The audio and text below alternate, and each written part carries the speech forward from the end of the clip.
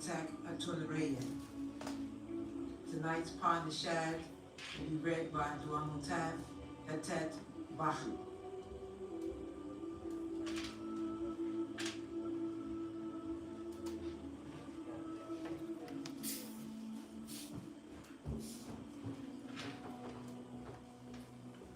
Raobat Yasar.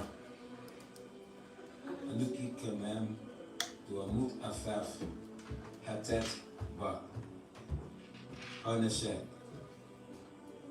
Anuki Dakal Ba Ashak in Papaut. Ukalal Ashak Kawan Dakalni. Anuki Kasamu Afaf Papaut. Wu Papaut Kawan Kasamu Afafni. Anuki Bahu Emma Papaut. Wu Papaut Kawan Bahu Amni. Nukador Naju Emma Kasamu in Papaut. Ukabu Ama Shakazum. Nukador Raubat Musho. Kawun Kala Pafaf. Nuk Ragu Takal Papaut. Salama Ragabni Kawan Bakai Takal Papaut. Anuki Abad Bi Nafasti. Papaut Kawan Anuki. Papaut Kador Nukador. Papaut Amur Nuk Amur. Tawakun. Second, Tour. could you let me to Zoom, Sata? Tour, I'm just logging in. Oh, well, wait, Kalatato. And Takatera Fuzuma.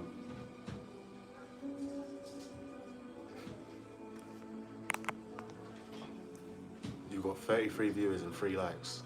Already? Yeah. I love you lot too. I need something to put this on. The music's Turn turned. to your own. Yeah, to the Cool. Yeah. yeah. Learn to Let me live just log into for, Zoom, 'cause love, people are by each other. Just need to put it like there. Nuwapians. 2. Learn to love and care for each other. Nuwapians. 3. Learn to respect and trust each other. Nuwapians. 4. Recording in Learn progress. to protect and support each other. Nuwapians. 5. Learn to recognize that each Nuwapians is you and you are each other. Nuwapians. 6. Learn that you were once the baby, then a child, then an adult, then an elder. Remember the stages of life you passed through and treat others the way you wish to be treated. Nuwapians.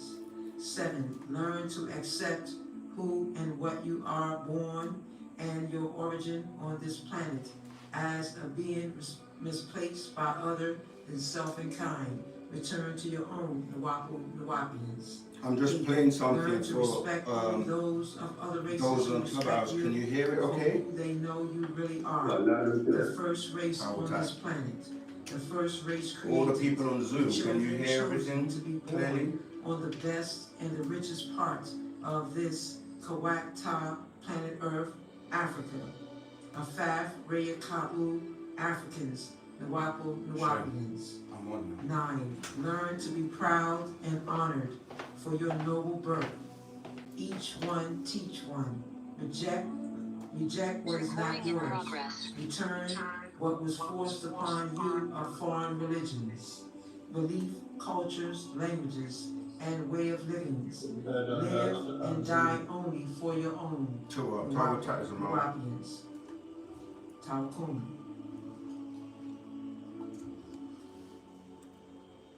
Tonight's Pantarak will be read by Sabak. 5.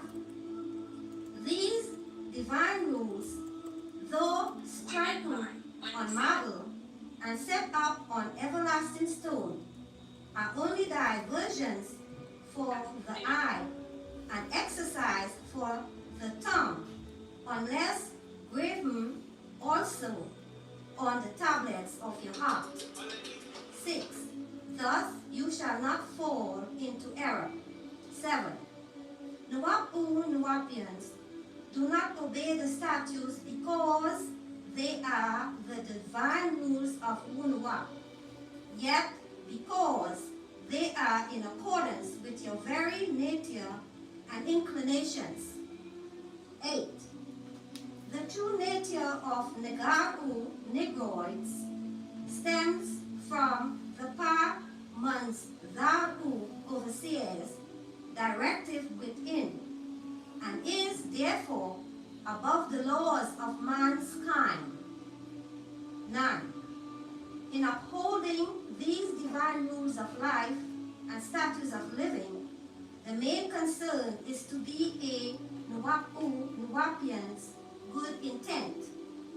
10. If you intend well and are diligent, you can be forgiven much.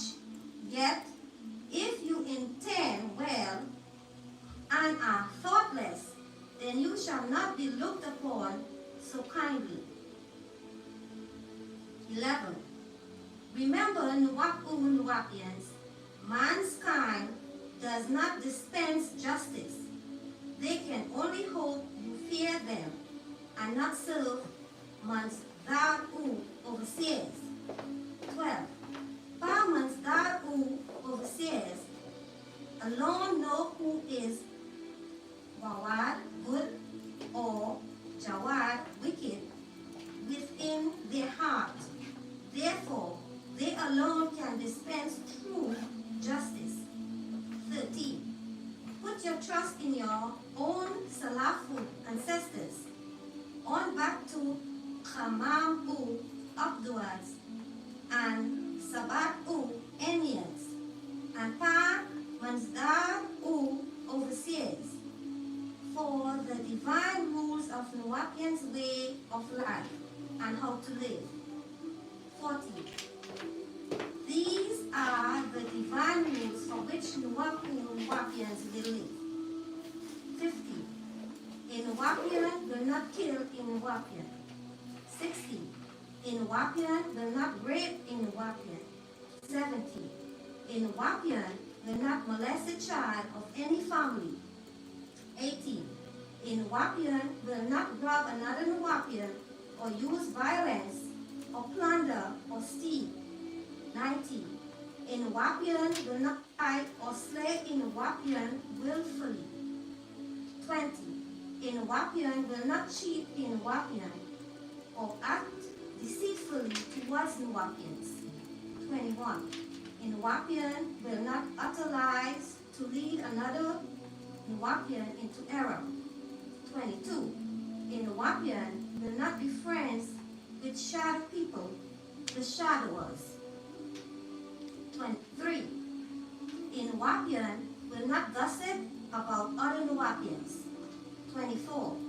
A Nuwapian will not decide who is or who is not Nuwapian. Only their own actions and deeds reveal them. 25. A Nuwapian will not embarrass another Nuwapian. 26. A Nuwapian will not provoke another Nuwapian to anger. 27. A Nuwapian will not utter words of blasphemy. 28. A Nuwapian will not use foul language, profanity, and vulgarity. 29. A Nuwapian will not trespass upon the privacy of another Nuwapian or violate the sanctity of their household. 30. A Nuwapian will not pillage the grain land or spoil the pasture. 31. A Nuwapian will not listen in secret to the speech of others about other Nuwapians. 32. A Nuwapian will not scheme or plot on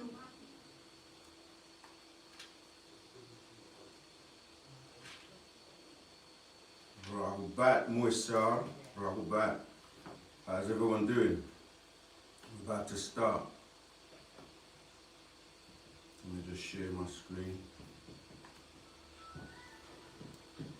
We're gonna kick off with in the chat, just letting some people in.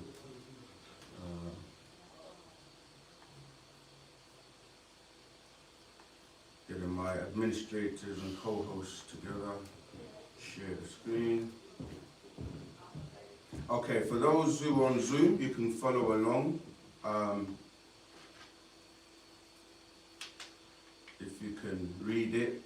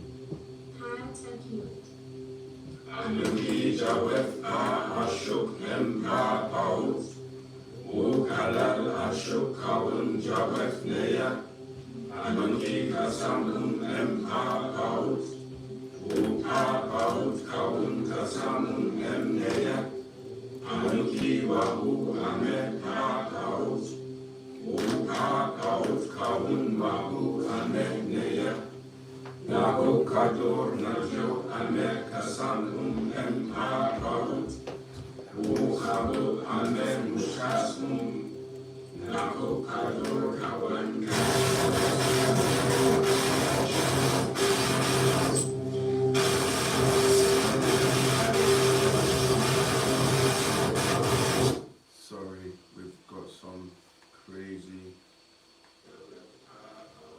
Okay.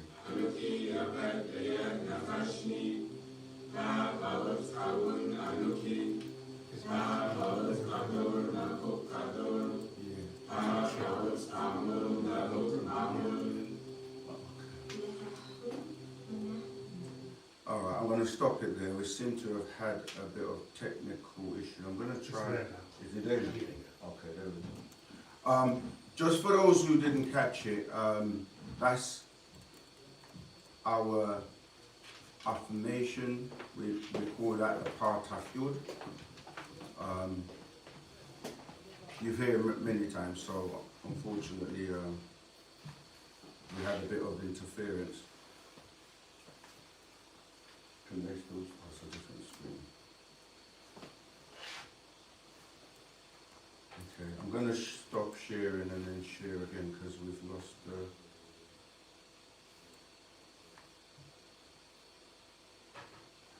And my laptop's decided to start crying.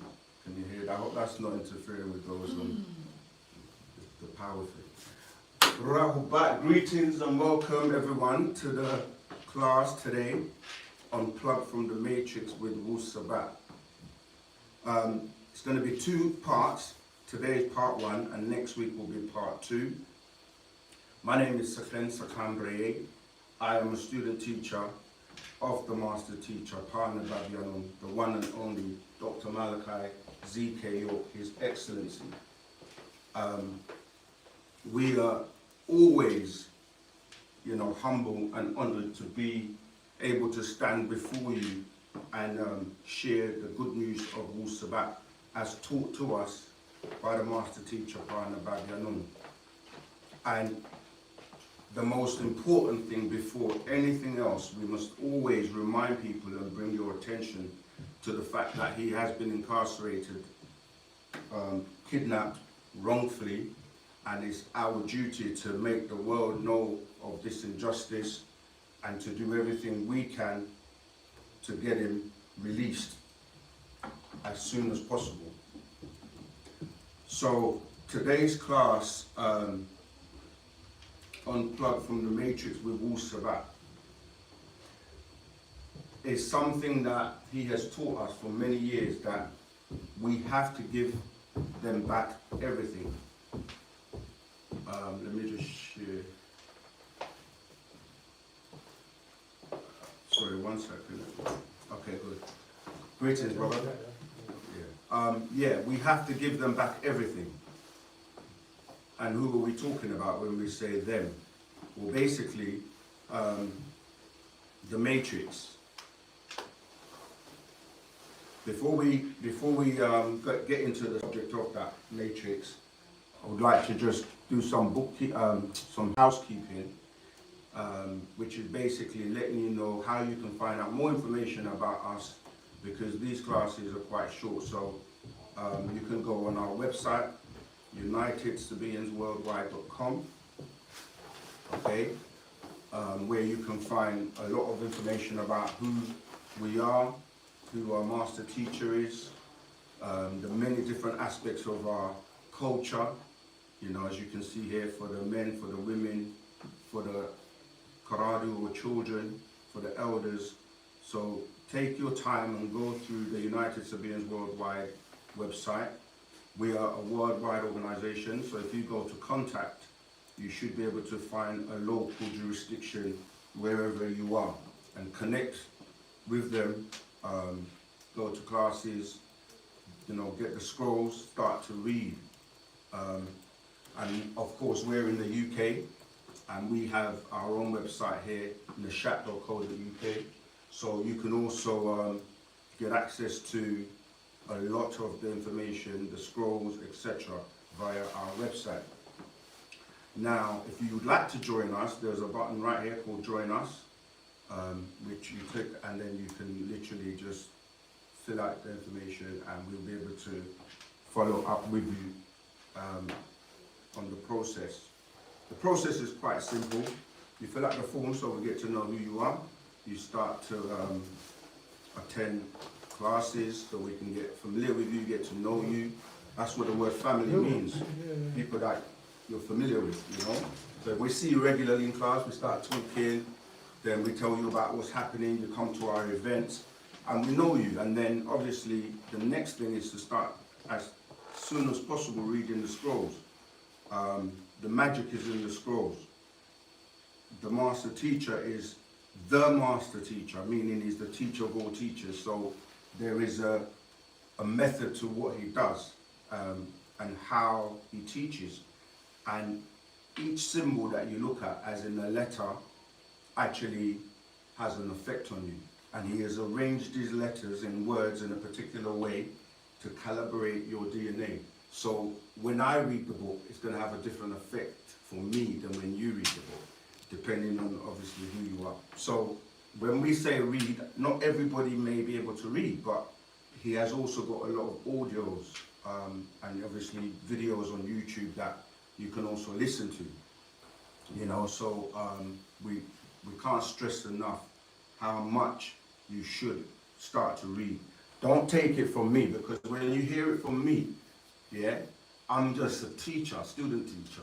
When you get it from the master teacher himself, there's only your connection to him, you see. So it's really important. I mean, it's easy for people to just let someone else do all the work. Let me read all the books and let me answer all the questions. But what is done for me is going to be different to what it will do to you, you know. So yeah, can't stress that enough. Yeah, once you come around, you start to come to our events, the next path is, and you start to read the books, is to apply that knowledge. You know, there's no point in getting all this knowledge and reading all these scrolls and then don't apply it in your daily lives, which is, you know, it's like you might as well not have the knowledge. Following that, we have many orders. We have the Brotherhood, which is, you know, a place where the master speaks to the men and grooms the men in a particular way. And you have the Sisterhood, where the master grooms the females in a particular way. Because originally we're from Sabatat, or Sa'at and Sabatat, which people know as Orion and Sirius, star constellations. So the males and females are from different places. And then once he has straightened each one of us out, when we come together, we know what we're doing because we're working well together, yeah? So, and then you have, you know, we have the Mudrusu Tashruk, which is the Young Student Association, where the young disciples or the young students are groomed to teach, because really every generation has to pick up the mantle, you know, and carry it on. So the young students, they get groomed and taught a certain way, because we actually, every generation should be getting smarter with Wu-Sabat, you know, so it's important. We obviously have the Elders Association as well, the ancient Egyptian order, which is where you get taught things that you won't get outside. So these orders, like the master, a lot of people they don't want to do the work, they want to just get it handed on the plate. But everyone that has come to teach will tell you, you can't cast pearls to swine. You can't, you know, you can't just expect to just get everything. So there's certain grooming that takes place, and so you have to prove yourself to be worthy. People want to learn how to remote view, how to teleport, how to levitate, how to do all of these things, but you know, if you're not worthy, you're not going to get these. I mean, some people can do it by themselves. I'm saying that to say that there's information that is taught within the orders that it's not going to be available unless you're within those orders. There are no shortcuts. You have to put in the work. You can't just expect muscles to grow in your body without training, you know, so you have to do the work. Don't get this attitude of being spoon-fed, you know, because you have to do the work, you know, so and use something called chronobiology. Anyone ever heard of that before? Okay, so when you start to research this, chronobiology is a way that you can actually, like hyperdynamics or quantum physics. You know, when we say quantum, what do you hear? Quant or quad. Quad is 4, yeah? So it's like quad atom. That's what you're saying, really, when you're saying quantum. You're saying quad atom, because everyone wants to know the secrets. And for those in the class, if I just draw this, and for those that are listening, if you just picture it, so we have the positions of what people call the sun, right? So you have like where they say the sun rises, which is atom. Then you have the midpoint, atom. And then you have amun. And then you have anun right here, yeah? But this atom, when I said quad atom, yeah, quantum, dealing with quantum physics or quantum mechanics. Quantum mechanics is when you can basically subdivide atoms and you can actually be in 2 places at the same time, right? These are the type of sciences that the master teacher, Parnavada Nun, is teaching us. And then you can even be in 4 places at the same time. It's called quantum, when you're dealing with quantum entanglement. I'm saying this to say that there's so much information and things we need to prepare for. We should be spending our time mastering and studying our real being and who we really are, and studying things like what's the purpose of our melanin and how does it relate to, you know, our pineal gland, and you know, like what is the barytheric gland, which was removed from us, and why. Quantum physics, as I've said, quantum mechanics, quantum entanglement, hyperdimensional shift. I'm gonna touch on how all of this relates, but what I'm saying is that in order for us to really focus on these higher sciences that the master is here to teach us, we can't be caught up in the system or in the world known as the matrix, yeah, because that's designed to basically keep you distracted from really focusing on who and what you are. So that's what we're going to get into today. But the reason I drew this, because when you look at this is a cycle, right? So you go atum, atun, amun, anun, and this atum is, and all of them are part of the order of Re, yeah? So the sun is known as Re. And when you look at a master teacher's name as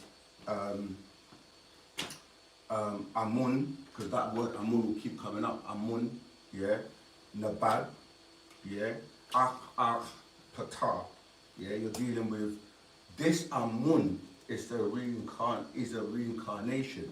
He's the same being that reincarnates over and over again, and he's known by many names such as Tahuti. Yeah? So the word Amun is used in every prayer in the religious world. They say Ameen at the end in Islam, they say Amen, Umain. It's because Amun, right? And then they talk about Tut Ankh Amun, yeah? They say Tutankhamun because they don't know the tones. Tut Ankh Amun is the living image of Amun, the golden child, right? That's why if you see his his sarcophagus is like a gold and black. Yeah, that's, you see, we wear a lot of gold and black because of the gold. This gold is what we need to learn about, because it's called Mafkazet. Yeah, when we're going to leave this place, right? Because we're not here just to deal with the physical. And the master teacher came telling us that he's preparing those who are going to be ready to make a journey, right? This journey, you're talking about going back to where we're from Planet Risk, and from Sirius, from Orion, from many different constellations. And to make that journey, people say, how are you going to make that journey when you're talking about a journey that's going to take you 100,000 light years away? Like the light is beyond that, the distance, right? And how we do this is through warp drive. Yeah, this is where the breaking of atoms, and I'm going to tie it in. When you see this cycle going round and round and round and round, this being comes every 24,000 years to do this, and this is a one occurrence. So those beings that are waking up to who you really are, to the fact that, you know, we're really ethereal beings, a pure energy being, and we are now trapped in a physical body in the matrix on this planet, which is known as Sector 3, Zone 6, District 24, or Project 24, because it was a project to basically, us as those light beings, or those ethereal beings, we had to come here to learn certain things and master certain things so that we can get back. Or we get caught up in this world. And that's what we're going to look at, because we have to unplug from the matrix. So when you look at this cycle, yeah, they're trying to figure out this being. How is he able to keep coming back? And he's been known by many names over time. People say Jesus, people say, you know, this person, that person, Horus. They use different names to describe this being. And they want to know the secrets of how he's able to do this. Now, CERN, right, this week or last week, CERN, they are doing what? If you look, they've got a big circle, right, where they've put something called a Hadron Collider. And if you look at it, why is it a circle? Remember, I'm saying about this circle that goes from Anun, Atun, Atun, Amun. And this is to deal with, they're trying to figure out, by smashing atoms together, to subdivide them, because they want to know what's beyond. They want to know the secrets that the master teacher holds. And unfortunately, he's not giving it to them, and he will never give it to them. He's been tortured, he's been abused, incarcerated, as I said, for many, many years. And we have to do what we need to do to basically get him free. So I know I've touched on that, because there is science. Now, the master teacher puts a lot of information in the books, but you as the being, the supreme being, once you raise yourself, are able to decipher and put the pieces together. And that's what makes you God, because he's not going to just give it all to you. You have to use your mentality to piece it together and see little things like what I've just shown you with the cycle of them splitting these atoms. And when they do that, what they're doing is opening gateways and portals, and beings are coming here. Some beings are not agreeable, and they're beings that obviously don't mean you any good, you know, really. So let's get into the topic. It's not very long in terms of just to get the thought, and then we're gonna look at actual practical solutions. So, what does it mean to unplug? Anyone? Because the title is Unplug from the Matrix with Wu-Sabat. Anyone? Don't be scared. No, just unplug yourself from reality. To detach, yeah. Thanks. I think that's Ed, right? Yeah, to detach. And my brother in this class, what did you say? To untouch yourself from basically reality, what they're kind of showing you, like basically the Matrix sort of. Right. Okay, Yeah, so obviously the movie The Matrix, for those who watched it, was basically showing you that you're living in a fake world, in the Matrix, that basically make people think that they're alive, but you're actually dead. And so to unplug from it is, like you say, it's like a good analogy would be like, if you had a tag, like, you know, when you go to jail, you got a tag in it. What's the purpose of the tag? To monitor you, basically. If you're going to speak, please use the mic so that people online can hear you. Yeah, go on, say that again, to monitor you. Yeah. Yeah, to monitor you, basically, follow you around, just like how the cameras are and stuff like that in Right, UK. to monitor right now. you, Yeah. what else do they do? You have to report somewhere probably sometimes. Yeah, so basically just want to know where you, just like having an iPhone, like you Yeah. know everything about you, basically. You can't go to certain places, Yeah. the satellite watching you. Yeah. How does it feel to be in that situation? We're used to it now, but when you wake up and start realizing, that's when it becomes a problem, you know. Yeah, Yeah. because it's like, who gives them the right to control everything in your life? Nobody gives them the right, but because we're so programmed, and even our parents are, so when we grow up, our parents like get a job, do this, do that, so we automatically fall into the line of thinking like that. Yeah. Yeah, so what's the matrix? That is the matrix. Right, when you unplug, are you still in the matrix though, when you unplug? We are in it, but at the same time, you're not, because you're kind of waking up and seeing, opening your eyes and actually realizing what's going on. I can't hear you. What do you? What volume? Zoom? Zoom volume? Yeah. Oh, the mic seems fine. Maybe they need to turn it up. Yeah, so I'm saying you can unplug and still be in the matrix. Yeah, of course. Because, like I said, if you took the tag off, you're no longer in that matrix, You're the next one. but you're in the next one. Yeah. Yeah, so there's circles within circles within circles. Because a lot of people act like they can't unplug from the matrix. And so it's like, okay, the title is Unplug. We've already established what it means to unplug.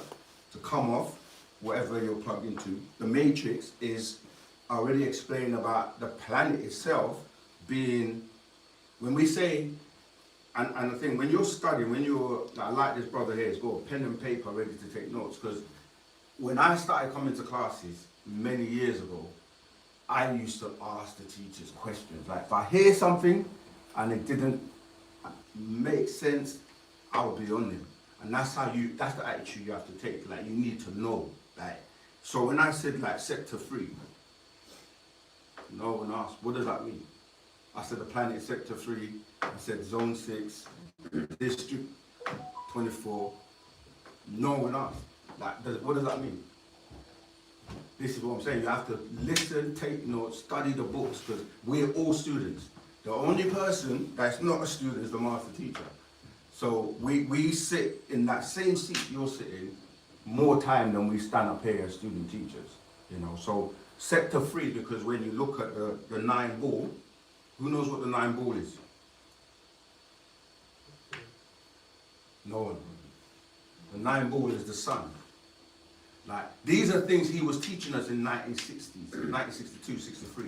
He put out books like The 9 Ball, Mechanics of the Mind, Bible Misinterpreted. Like, he was breaking this information down in the 60s. But we weren't ready for it, because we were still caught up in religions and stuff like that. So the 9th ball is the sun. When you count the planets in our solar system from the sun coming this way, or when you count from this way going out.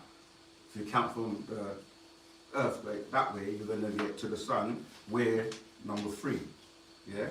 And when you count from the other side, we're number 6. Yeah, so that's how it's like, yeah, sector 3. Go ahead, brother. So you said ask questions. Yeah, of course. Where did 9 ball, what does 9 ball mean? Because in the solar system there are 9 planets. And the sun is like the one that the planets are rotating around. But yeah, I know I'm going to set myself up now, because I'm not going to get through anything, because everyone's going to interrupt me. But no, it's fine. Let me kind of get through this. Like I said, it's not going to be long, and we're going to go into the Q&A. Yeah, so we said unplug from the matrix with Wu-Sabat. Matrix is also can be defined as a completion, right? So, for example, when there's a diagram.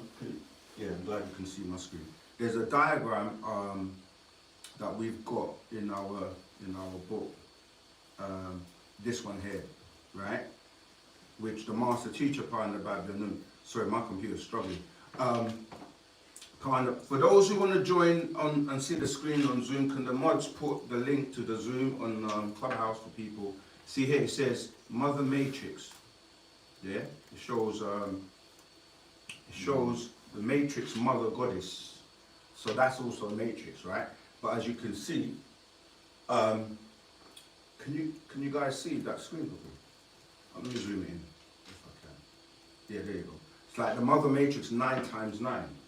Yeah, because she's complete. When you look at how that matrix is formed with the X, because you can see the XX, and if you put all the boxes together, you can see that you have like 9 times 9, so you have 9 boxes, so that's a matrix, yeah? So it's like a system that is complete in the sense that the matrix of the female, in terms of her chromosomes, is all mapped out in math.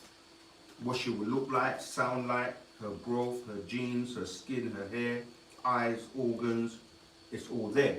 But when you look at the male, because we have a defected X, so we have the Y, we're not as complete as the female is complete. So I'm just saying that that's also a matrix. So when you say a matrix, it's not just dealing with what we've already covered. Yeah, it's like any system that is complete. Now we say Wu-Sabat, so unplug from the matrix with Wu-Sabat. So obviously you need to know what Wu-Sabat is, because if that's what's going to get you to unplug from the matrix, don't you need to know what that is? So what's Wu-Sabat? From the way I understand it so far, I feel like it's a Please use the mic, yeah. I have to always remind everyone. I know it's a bit of a pain, but we need to get people to hear you. From what I understand so far, I believe it's I shouldn't even say I believe. See, I know Yeah, it's all good. It's all good. I understand it to be a way of life. Yeah, it's our culture. A culture, yeah. And I like what you're saying now, because you were going to say believe and you had to switch it. You was going to say understand and you're switching it to overstand. This is how we break away from the matrix, because we start to use the correct way of thinking. So Wu-Sabat is the answer. We keep saying this over and over and over again. And everyone else will claim they have the answer. But, you have to put it to the test. Compare and see which one stands strong. Wu-Sabat has been here for over 50 years. And we've been teaching classes all over the world for 50 years based on the teachings of Pana Bagdanum. He's the only being that's come on this planet and says, I've got 76 trillion years of knowledge. No one else has said that. Now, 76 trillion years of knowledge, that's a lot of information. So what we're saying is that Wu-Sabat covers everything. So the question is going to be, if Wu-Sabat is the solution, why do we need to unplug from the matrix first of all? And then let's look at why we're not unplugging from the matrix. And this is for everyone on Zoom, Clubhouse, TikTok, what else we're on? YouTube, a lot. If Wu-Sabat is the solution, why are we not unplugging from the matrix? Are you anyone? Conditioning. Who's speaking?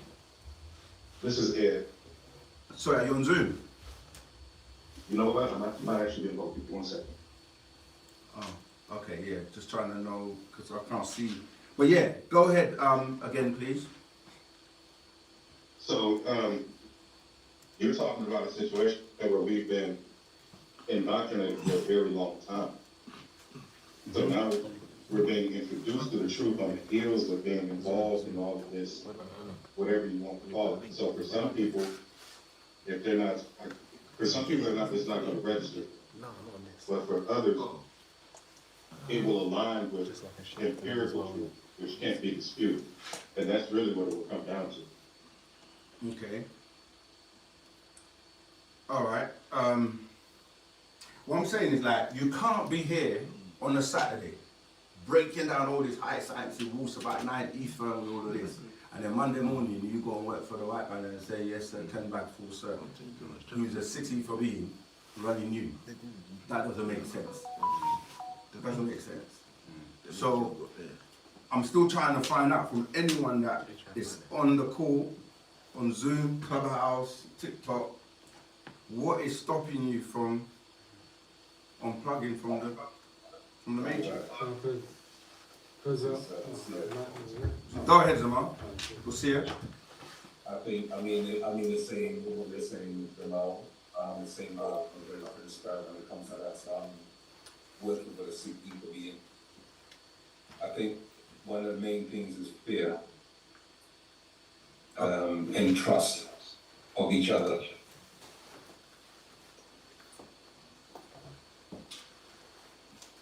Can I be heard? Tua, yeah, I just muted because there was an echo. Yeah, fear. Fear. Fear. Okay. Fear and trust. And trust. Trust each other. Yeah, sorry, I have to mute when you're on because it's echoing. No problem. Yeah, so what are you afraid of? He said fear. What were you afraid of? What were you afraid of? Trusting each other. I would say that because people got bills to pay, for one. I knew that was going to come. That's 100% though. That's a lot of people's families in this place right now, so no one can deny that. And Okay, so let's deal with that one. You got bills to pay. yeah, children to feed as well, obviously. Right. So the problem is money. Of course. Is that what you're saying? Yeah. Well, if I live in a place and I lose my house, then what? Do you know what I mean? So right now, that's the situation they kind of put us in without us realizing until we actually realize like, what's going on. So, and Okay. nowadays, yeah. nowadays our brothers and sisters don't even stand together anyway. So it's even harder to even say, oh, let's fight against this. The next minute they're off man a paycheck, and then they're all right with it. They Do you know pay what I'm you trying a to say? check to keep you in check. And there you go. So there's a lot of things. This All right. question, Okay. Let's deal with that. Yeah. but this question's bigger than one answer. Do you know Yeah, what I mean? of course, So, of yeah. course. But that's why we're exploring it. You said money, yeah? Let me ask you a question. How much money do you need to unplug from the matrix? Because let's just deal with the money aspect. Yeah. How much money would you say you need to unplug from the matrix? I haven't really thought of it. Like I haven't really thought of it, but I'm just answering. Most people haven't. That's why I'm Yeah, asking. yeah. Because people will say money, but then we're like, okay, how much? But you know what it is though, like it's us not knowing, but no one's really taking a stand to it. You know what I'm trying to say? So Yeah. I know the answer to it, but I haven't really thought of it. Sat down and said, well, like so and so and so. I think you should. If you want to unplug from the matrix and you sit No, no. 100% I will. Since you put it towards Yeah. me, now I actually sit down and think about it. But at Yeah. the same time, it's just like a lot of people in here be like, oh, when I get this, when I get that, and when they finally get that, then you know what I mean? It's a cycle. It's a cycle, yeah. So once I got my first Mercedes, I thought, yeah. But then after time, it died out of me. So do you know what I mean? So, Yeah. That's why I'm asking the question. Yeah, because of course. I think the brother wants to say something. Yeah, I'm coming to you guys online as well. Go ahead, bro. I think it's more of a system thing because you'll run to the paycheck, but then you're going to pay things off. You're not necessarily doing it for the purpose of financial freedom to free yourself. Yeah, You're sort of doing it to pay a bill yeah. so you can carry on living the next day. Survival at the end of the day. It's the system. So you're in the system and you're just going around in circles. Because Yeah. that's why I say how much, because it's like when people, the whole point of us doing these classes this week and next week is to see if we can help people unplug from the matrix. Because really that's what it's about, right? Now, if you, because when people say, so we work with people who like starting their own businesses and stuff, and most people say, I need to start my own business, and you say, how much money do you need? Half of the time they don't even know. Because it's like, it's just in the mind and you haven't sat down and really worked it out. So when I said, how much do you need to unplug from the matrix? Let's say we took a figure, right? I'm just guessing now, right? I don't know, give me a figure, like, if I got this, I can unplug the matrix. Because people are working to get money. So how much money do you need? Because people have been working for 60 till they're 70 years old, and they come out and they still don't have no money. So how much do you need to unplug from the matrix? People are saying 3 million. 3 million. All right, cool. Let's go with 3 million. I was going to say 1 million, but I'm glad someone said 3 That's million. not enough though, Right. man. You say it's not enough. You didn't know how much you needed a minute ago. No, but I know that's not enough though. Okay. 100%. All right. 3 million. Let's go with 3 million, yeah? How many people on the planet? Billions of people. Billions, yeah. How many? 7. 7 billion. Right. So, out of 7 billion people, you couldn't reach 3 million people to get £1 million. If we're using pounds, because we're talking about, we're English, yeah? There's 7 billion people on the planet. You couldn't get £3 million from 7 billion people. All right, let's go with that. Say you was able to do that. So you got your 3 million now. Then what? What are you going to do with that 3 million? To keep you out of the matrix. I know the people online, so I don't know if they're answering the question, but they said 3 million. So what are you going to do with the 3 million? You have to reinvest. All right, there you go. Reinvest it, right? Okay, what we're going to invest it in? Infrastructure. Property. That's yeah, infrastructure is a big word. What do we mean? Like for people that Land. buying Buying land. land. Okay, that's good. All right, we've got land. What else? They say live off the grid. Lid off the grid. Live off the grid. Right. Okay. Protection. Okay. Because you know people say we invest in gold and this and that. So I'm trying to hear, do we think about these things? Because we really do need to get out of the matrix, but we have to do it in a way that is making sense and it's going to last and be. But 3 million, do you know you can buy one house, 3 million. So 3 million, you're done with one house. Then you go pay your bills. You still got to eat and yeah. So the thing is, it's not really about the money. I like what Ed said. Go ahead, bro. Oh, you said to buy a house though. You have to buy a house for 3 million. No, I'm just saying I'm just saying. you can buy one house for Yeah. £3 million, and then I'm saying that would be done. So Okay. yeah, what were you gonna say? No, I was gonna say reinvest. I wrote this earlier. Yeah, but yeah. reinvest in what? He said infrastructure and he said land. I love that because a lot of time people say gold and crypto and all this kind of stuff. Wheat. Right? The thing is that the reason why gold is, a lot of people talk about gold is because what I said about gold, Math Cosette, and the importance of gold, why our ancestors and what it's used for in terms of warp speed traveling into dimension and stuff like that. And obviously when the Anunnaki and our ancestors came here, the Madaru, they were looking for gold because gold is a superconductor and it was being sought so they could use it to repair the depletion of their ozone layer. Yeah.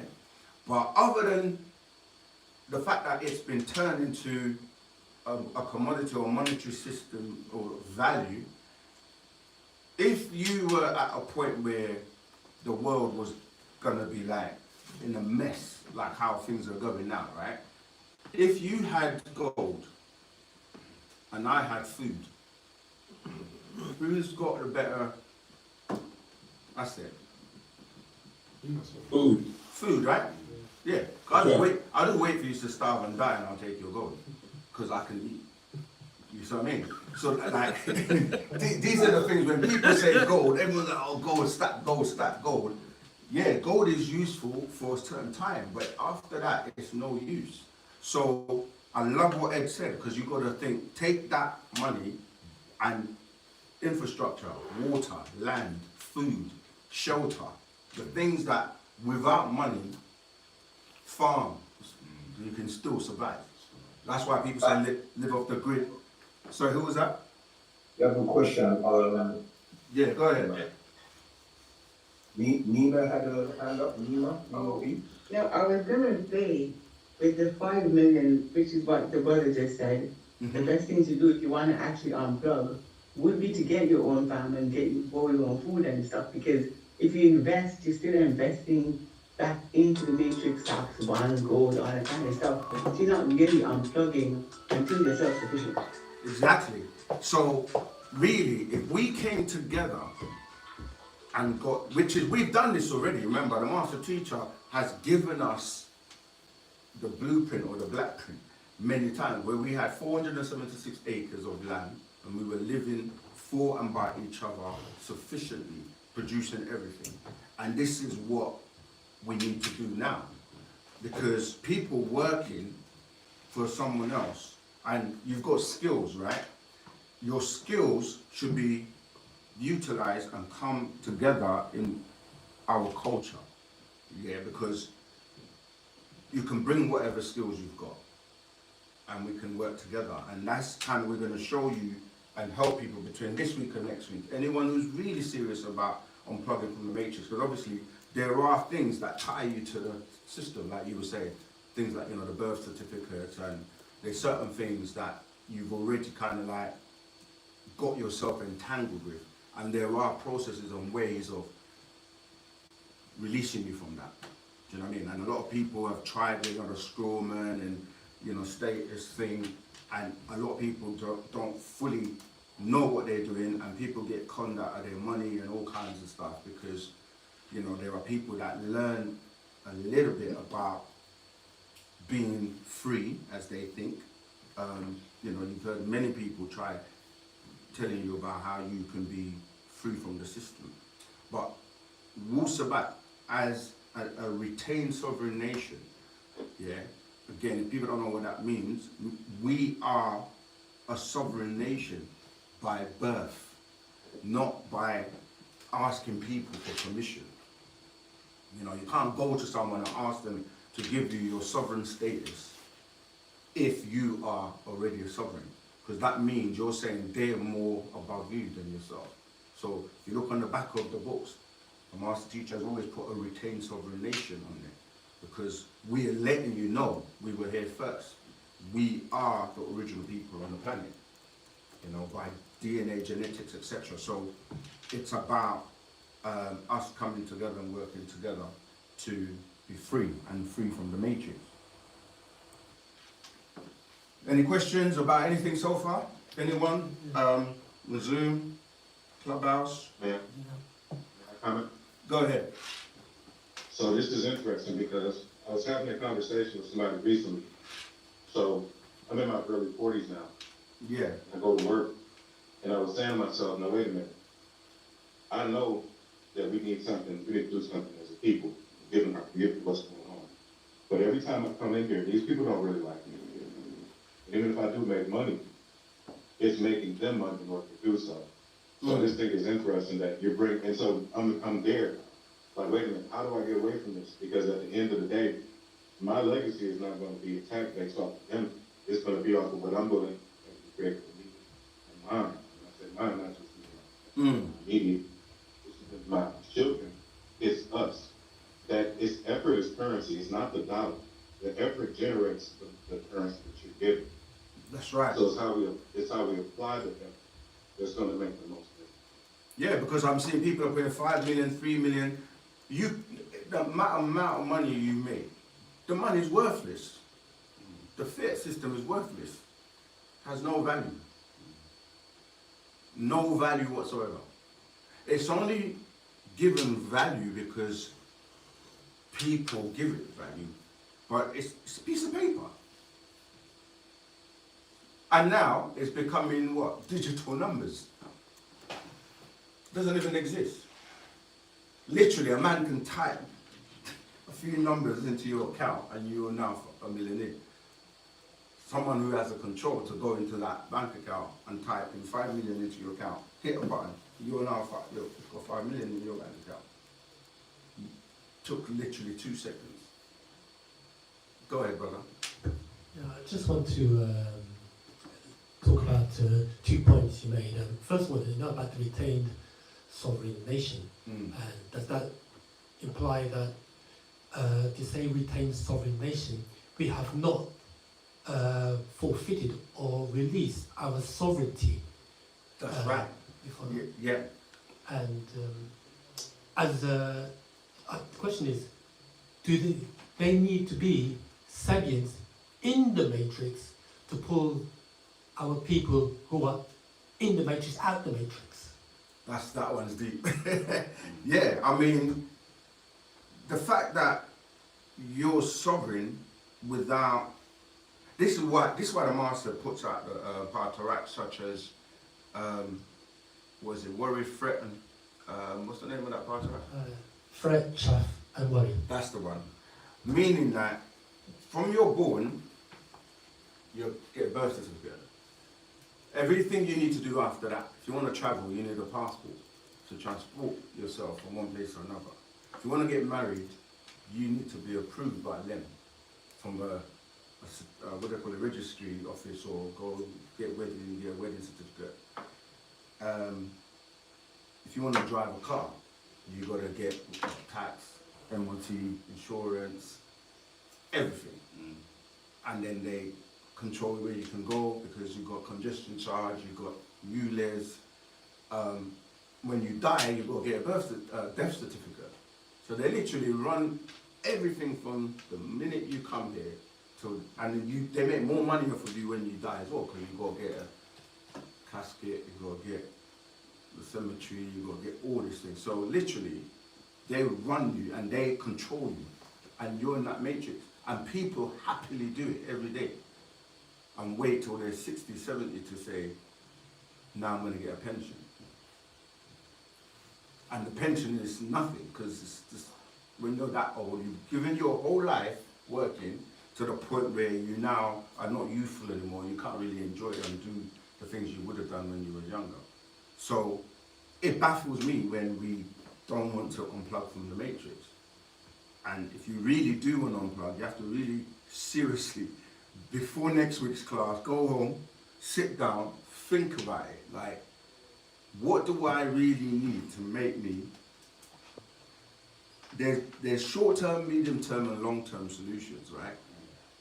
The short-term is you might need to work to gather some money to do what you need to do. So that means you're working to get out. You're not working to be in it, receiving a paycheck and going around. Because imagine that, let's say you earn £1,000 a month, just to keep the math simple, and you have to pay your rent or your mortgage, your food, your whatever. Most people never have enough income. They have more outgoings than income. So before your money comes in, you haven't got enough.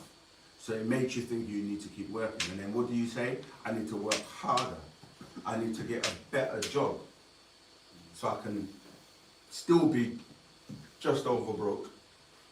And the more money you get, the more responsibilities you have. So it's a cycle. It's designed that way. So you have to think of how are you going to get out. Now, smart people might say, young people, they say, I'm going to be a footballer because I get a lot of money at once. Or I'm going to be a rapper. Or, entertainment, because they think they make a lot of money. But most of those people are broke. They give you advances in music, right? So that by the time you make the money, they take it all back because they gave you an advance. Most people you see in the music videos with the flashy cars, my man used to make music video, most of them just hire the stuff for the video. Or they give them a card, a plastic card, or debit, credit cards. That's, you can spend, but it's not real. But everybody wants this lifestyle that leads nowhere. So I'm hoping that today's class, just resetting the room, Wu-Sabat Sabians UK at the chat, Unplugged from the Matrix with Wu-Sabat. We're gonna give you some tips, and we're gonna help those who actually want to unplug. Because if we were all to unplug tomorrow, that's all we would need. That system will crash, it will fall. It's falling anyway. It's not gonna be here for much longer. Because you're dealing with a $1 trillion debt system. And all they do is keep printing money, which is just paper. And all that does is create inflation. Because inflation means when something's worthless. So they can just print money. You hear like all the presidents, and we're gonna print, we're gonna give away $1 million, $1 billion to this and that. It's not real, it's just numbers. So I love what my brother Ed said. We've got to come together and create ways and systems where we take the money. You can make money very quickly. That's why I said, like, if there's 7 billion people on the planet, and let's most people say I want to be a millionaire, so let's go with $1 million, right? All you have to do is figure out a way of reaching 1 million people to give you £1, and you're a millionaire. It's not that hard, is it? Or is it? Depends how you advertise it. Marketing, yeah. But you have to have a product or a service, don't you? You have to have something that you can get someone to for you to convince them to give you that pound. So, what do you have? Certain people are good at I love the rapper, well, I don't like the rapper, but I remember, I think it was Jay-Z, he says, there was a line he said in one of his records, I think he says, I'm not a businessman, I'm a businessman. Do you get it? Can you break it down for us? So you say I'm not a businessman. Yeah. So in that sense, he's saying he himself, his entity is the business. That's right. Rather than him being involved in business, if that makes sense. Yeah. So each one of you has something to offer. If you don't have anything to offer, there's something wrong.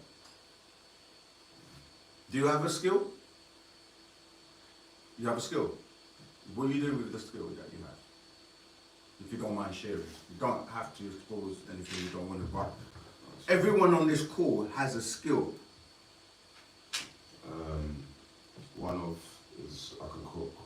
You can cook. So I make plant-based food. Okay. I've got a kitchen. So you're running your own business? Yeah. That's what we're talking about. So he's a business. And I'm saying a business that, we're going to give you the tips, as I said, right? What's the time? I want to make sure we get a lot of questions. So this is to provoke your mind to think. When you're going to get up tomorrow or Monday or whatever, putting on your clothes to go and work for someone else, and you hate the job anyway, you know you're not fulfilling your purpose, think about what can I actually do that will release me and unplug me from this matrix. And then start to actually put it down, write it down, that I need this amount of money, I'm going to do this by this date, and then all you need is people to help you achieve it.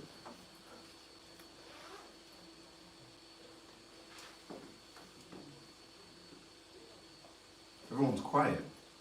All right, I'm going to tell you. So the solutions, Wu-Sabat, I already said that. And the question is,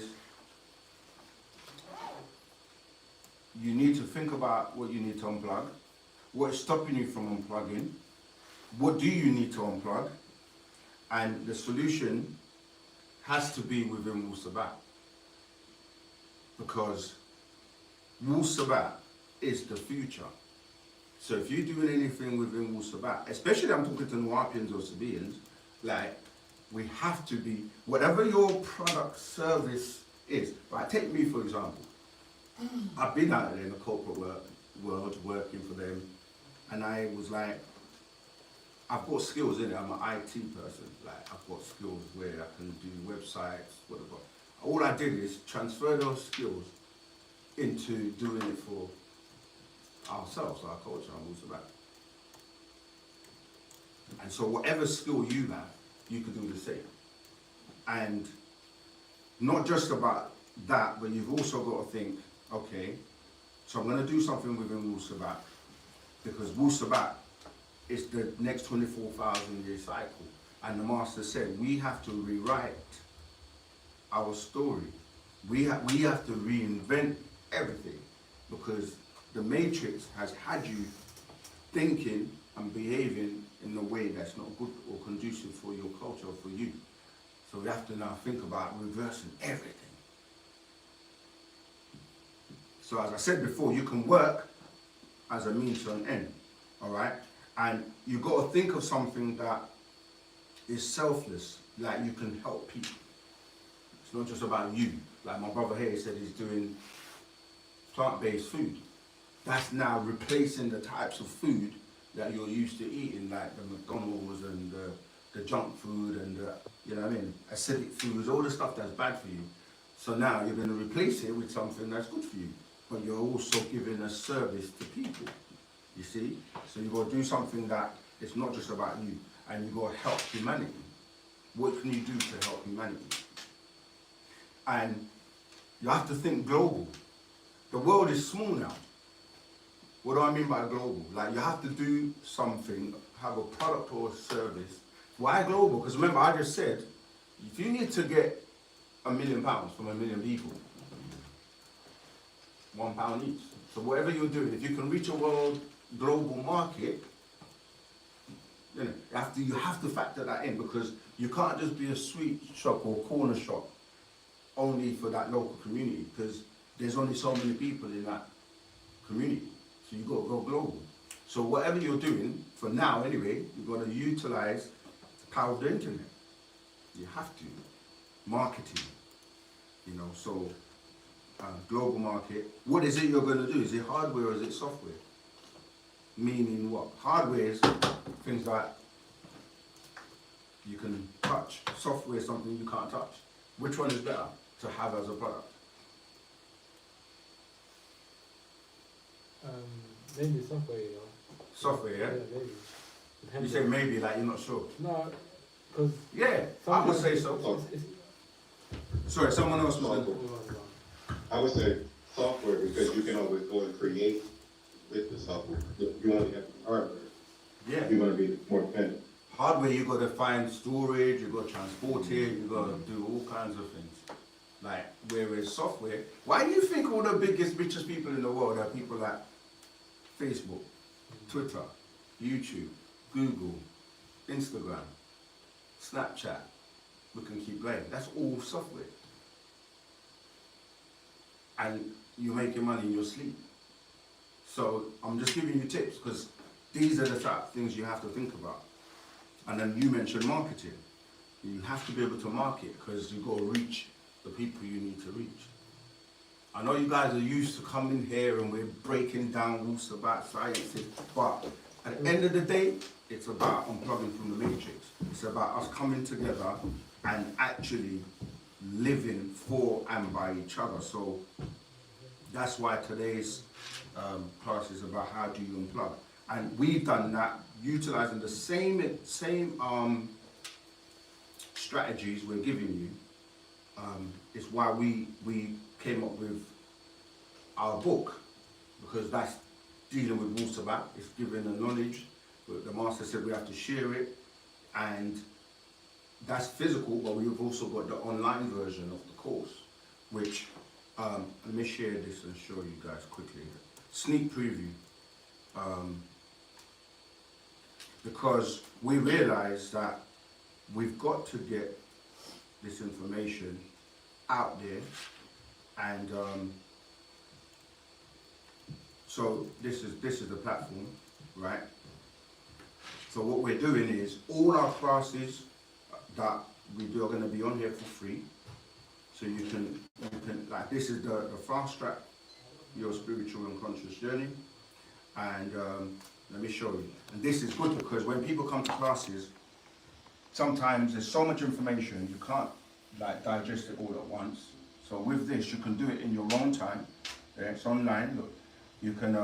It's also audio, so you can hear it. If you can't read, you can just play it and listen to it, and then you get tested as well at the end of each section. So I'm just going to pull up this.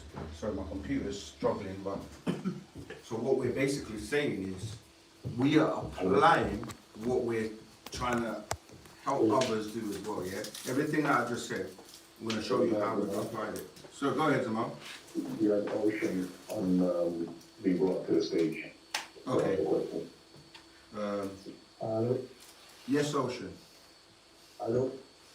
Yes, I have just put a question about my before question to work, and you don't answer to me. Sorry, I can't make out what you're. Can you say that again, please?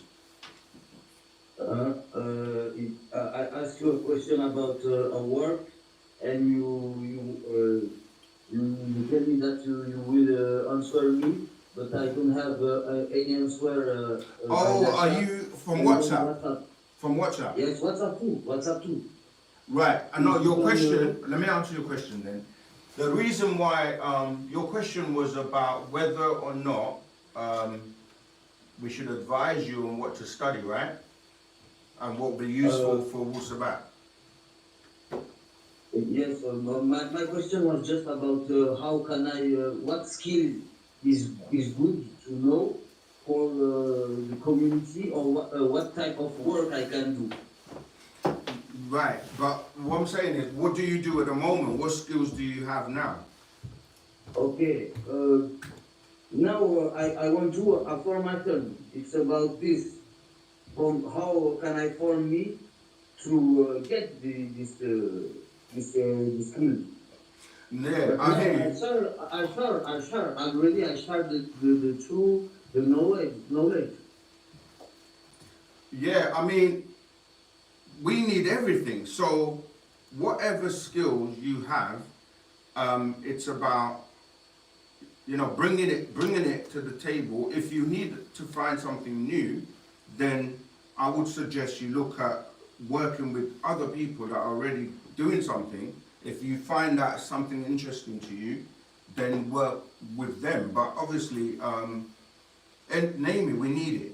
Especially if we're talking about building in Africa, or building somewhere where we're going to get land and just build the infrastructure and build everything. So every skill is, building is good. You know, electrician, plumber, everything you need to rebuild a nation.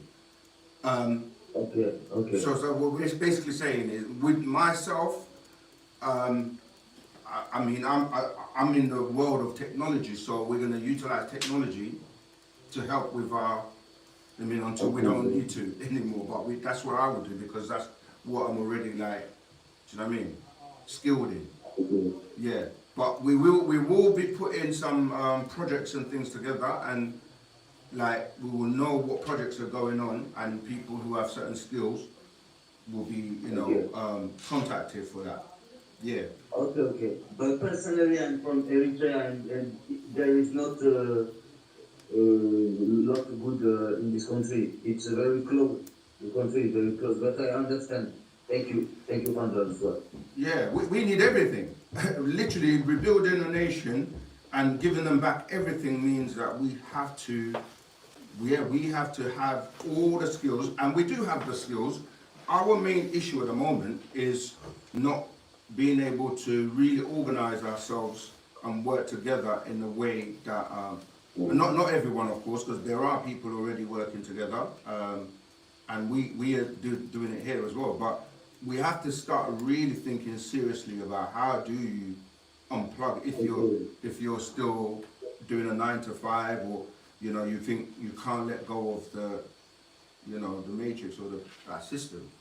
But yeah, so I'm just showing you one method of what we've done. So we've taken Wu-Sabat, which Master has given us, and we're sharing it, putting it in a way that's digestible, putting the course together. So for example, when you go through this, you can just watch the videos, listen, and then there's a quiz that will ask you questions. In fact, let's test some of you to see. Oh, I've done it already. So let's go to another one. Yeah, because the Master's putting questions at the end of, say, the actual facts as well, because you have to know whether you're retaining what you're studying, and one of the ways of doing that is to test yourself. Okay, let me see, here's a question, quiz. So you get quizzes, you get like research cosmogony and cosmology, for example, you get assignments. Okay, start quiz. Let's see if this, sorry, my account, okay, here we go. What is a Muslim? Should it be on that? Oh, thanks for letting me know. On Zoom, you have to stop sharing, and then, this is an easy one, but I'm going to try and find a hard one. Okay, here we go. Right, can you see that now? Yeah. What is a Muslim? One who submits, a follower of the religion of Islam, a person who is of peace. One who submits. We've got two different answers already. All of the above. A follower of Islam. See? 3 different people, 3 different answers. So what's the correct answer? One who submits. Mu means one of, salam means peace. Sorry, who's speaking? The man. Okay, what did you say? The answer was? I said the word Muslim means one of peace. Mu means one of, and salam means peace. So the answer would be a person who is of peace. You see? But if you're not studying, so here's research planets, Sirius and Orion. Research the different types of beings on planet Earth. So let me see if there's another harder one. Quiz, the origin of everything. Okay, I started doing this quiz because I have to test to see if they make sense. I'm going to do one more. There are many questions based on the book. So that, okay, start quiz. I hope this is going to be a bit harder than the first one. My computer's really struggling. Normally, I've got like a million tabs open, which is, here we go. Right, what can split an atom? A burning burner, an earthquake, I've probably given this away already. Hydrogen collider, positive thought, pipette, matter, a spatula. Hadron collider. Yeah, I gave that one away already, so that was easy. All right, let's do one more. Hidden secrets and mysteries. Sorry, oh, here we go. No, that's a different one. I'm only doing one more. Let's do the impact of religion. Oh, I've got it. And when you submit, it marks it and tells you if you're right, and you can retry it as well. So it's not as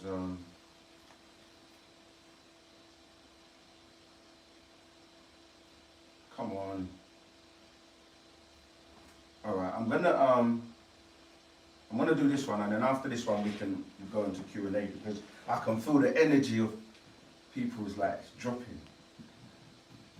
Because we're talking about things where it's not just book.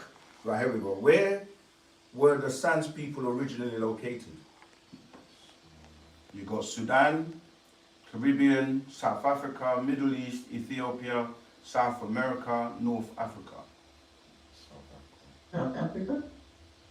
Yeah, we've got 2 South Africa. That's good, that's correct. But I'm saying like this is something where it's quite interactive, and you know, we basically trying to apply, and the platform itself allows you, if you have a course you want to put on there, you can put it on there as well, on your subject matter, and you can make money from it as well. So we're trying to help spread Wu-Sabat, reach a global community, and also have something online, and of course we're going to market it. So if you want to support us, please do, you know, buy the book, enroll on the course. But I'm going to kind of like I said, part 2 next week will really be, if you have something you're doing and you need us to help you unplug, we can speak with you and see how we can help you do that. But we're going to go back to the normal doctrine or anything that we've spoken about today that you may have a question on. Let's get those questions about anything you want to ask us, because it's about unplugging. Right, let's go with a question. Okay, you ready? I'm ready. Alright. What do you know about the Orion Queens and Alpha Draconians? The Orion Queens and who? Alpha Draconians. I don't know about them specifically, but when you say draconian, you're really talking about beings from the draconian or Draco star constellation. And I've mentioned many times that there are so many beings and different species. So it's, I don't know about those ones specifically, but there are just so many different species of extraterrestrials and hybrids that they could be, you know, one of them. But I don't know about them. I've got loads, yeah. Yeah, go on. Are you familiar with Super Earth that Dick Gregory mentioned? Super Earth. I know Dick Gregory, but I don't know what he mentioned about Super Earth. What are they saying about Super That's Earth? literally it. That's Right. what What I can remember off the top of my head, and I've got some other student teachers here, if they know anything, they can chime in. But like I was saying to you before, yeah, when I mentioned about quantum mechanics and the ability to basically split yourself into two. People are saying that if you listen to even someone like Bill Carson and certain people that are now talking about what the master has been teaching us, when you're dealing with, there's actually a show on Netflix where, I'm trying to remember the name of it, but with atoms, yeah, an atom can contain every planet in this solar system. Like when you zoom out, like when you look at our solar system, you're looking at, or let's say you look at our planet, you think our planet is big. But when you zoom out into the cosmos, our planet is like a little pebble. It's just like that board behind you, basically. Yeah, exactly. Yeah. It's so tiny that you could actually... Basically we're nothing, basically. Yeah, that's what I'm trying to say. So you can actually split and have different planets. Like what the master taught us many years ago about a place called Clarion, where there's a double of you. Do you see what I mean? So yeah, literally, like I wouldn't be surprised if there are different versions of the planet Earth, and that might be what they're relating to. Is RH negative blood type the bloodline of the gods or aliens? It is, yes. Before they came and mixed with the beings on the planet, everything was, well, the Nagarus or the Negroid race was here first, and we only had positive blood types. And then, because these extraterrestrials came and abducted and mixed and raped these beings, they put their DNA within us, and yeah, that's where the negative bloodlines come from. Is weed bad for you in a smoking way? Yes, weed is bad for you because it makes you lose your memory, you get slow, and most people that are smoking weed don't even know if it's weed, because unless it's a natural herb and you drink it as a tea in medicinal purposes, smoking is not good for you. Your lungs are not designed for you to put smoke into it. And when people smoke, they get Rizzlers and tobacco, and they mix it with other stuff. So yeah, it's not good for you. Please, could you break down the zodiac and if it has any significance? Right, the zodiac, it comes from Zodiaca, which is dealing with the Greek mythology. It's talking about the animals, yeah, like a zoo, animals in a zoo. But what we deal with is called solar biology, which deals with the sun and the motions of the sun and how that relates to us. That became lunar astrology, and this is where people get what they call zodiac from. But when you look at our ancient ancestors in Tamaray or Egypt, ancient Egypt, you'll see something called the dendera, right? The dendera shows a series of animals with the hippo in the middle. That hippopotamus is referred to as Taweret. This is where you get the word Torah from, because that's the only mammal that can survive in the water as well as on land. And so when we're dealing with our evolution, or as in life originally began in the waters and then it came onto land, and that being was able to stay on land for much longer and go back into the water. So we deal with solar astrology, not lunar astrology, because the lunar deals with the 6 ether, and this is why even in the religious world, everything, they give you the 5-pointed star and the 6-pointed star, which are all really relating to the moon and the sun. Go ahead. Should people stop eating meat? Something tells me that it might be a metaphor for the apple from the tree of knowledge. Interesting question, because in the Bible, when it talks, it says that food should be meat. The word is not meat, it's really dealing with fruit. It's not meat as in flesh. So yeah, you shouldn't be eating meat. But the thing is, it's easy to say that, but you have to realize that if generations and generations of your family have been eating meat, it's now in your DNA, it's in you, so you have to wean yourself off. But the thing is, you should say, why do you eat meat? Because a natural meat eater won't need to season the meat and put peppers and salt and all that stuff on it before you can eat it. That shows you that you're not supposed to eat it, because if you can't eat it raw as it is by itself, then that means you're not supposed to eat it like that. A real meat eater, like a tiger, will chase down an antelope and rip it to pieces and just eat it. That's a meat eater. Your digestive system is not designed for you to eat meat because it takes too long for it to break it down. And also, you didn't have canine teeth originally. This is because of the reptilian genes and eating meat. So, yeah, meat, red meat especially, they put a lot of chemicals into meat as well. So, or like, when you get the meat from the supermarket, by the time you get it, it's been there for a long time. The animals have been given all kinds of, do you know what I mean, pesticides and all kinds of stuff. Meat gives you a build-up of uric acid as well in your body, which then gives you arthritis and certain ailments. People that suffer from like Alzheimer's and certain dementia and so on, it comes from years and years of eating meat. So yeah, don't eat meat. Are we foods for the gods, or is it the Caucasoids? The thing about the food for the gods is that just like we, or those who eat meat, who go to Sainsbury's, Tesco's and buy chicken, frozen beef or whatever, extraterrestrials that like human meat do the same with you. They come here like to shop and take you, freeze you, put you in their fridge and take you out and eat you like a snack. That's why a lot of people are abducted and missing people all over the world. A lot of them are due to extraterrestrials taking them for food. So food for the gods, it's about you not putting yourself on the menu. And as I said before, when you look at the word menu, it's M-E-N, men, you. So if you don't want to be on the menu, you're literally seasoning yourself up for what they like when you eat meat. And remember that people say your body is a temple.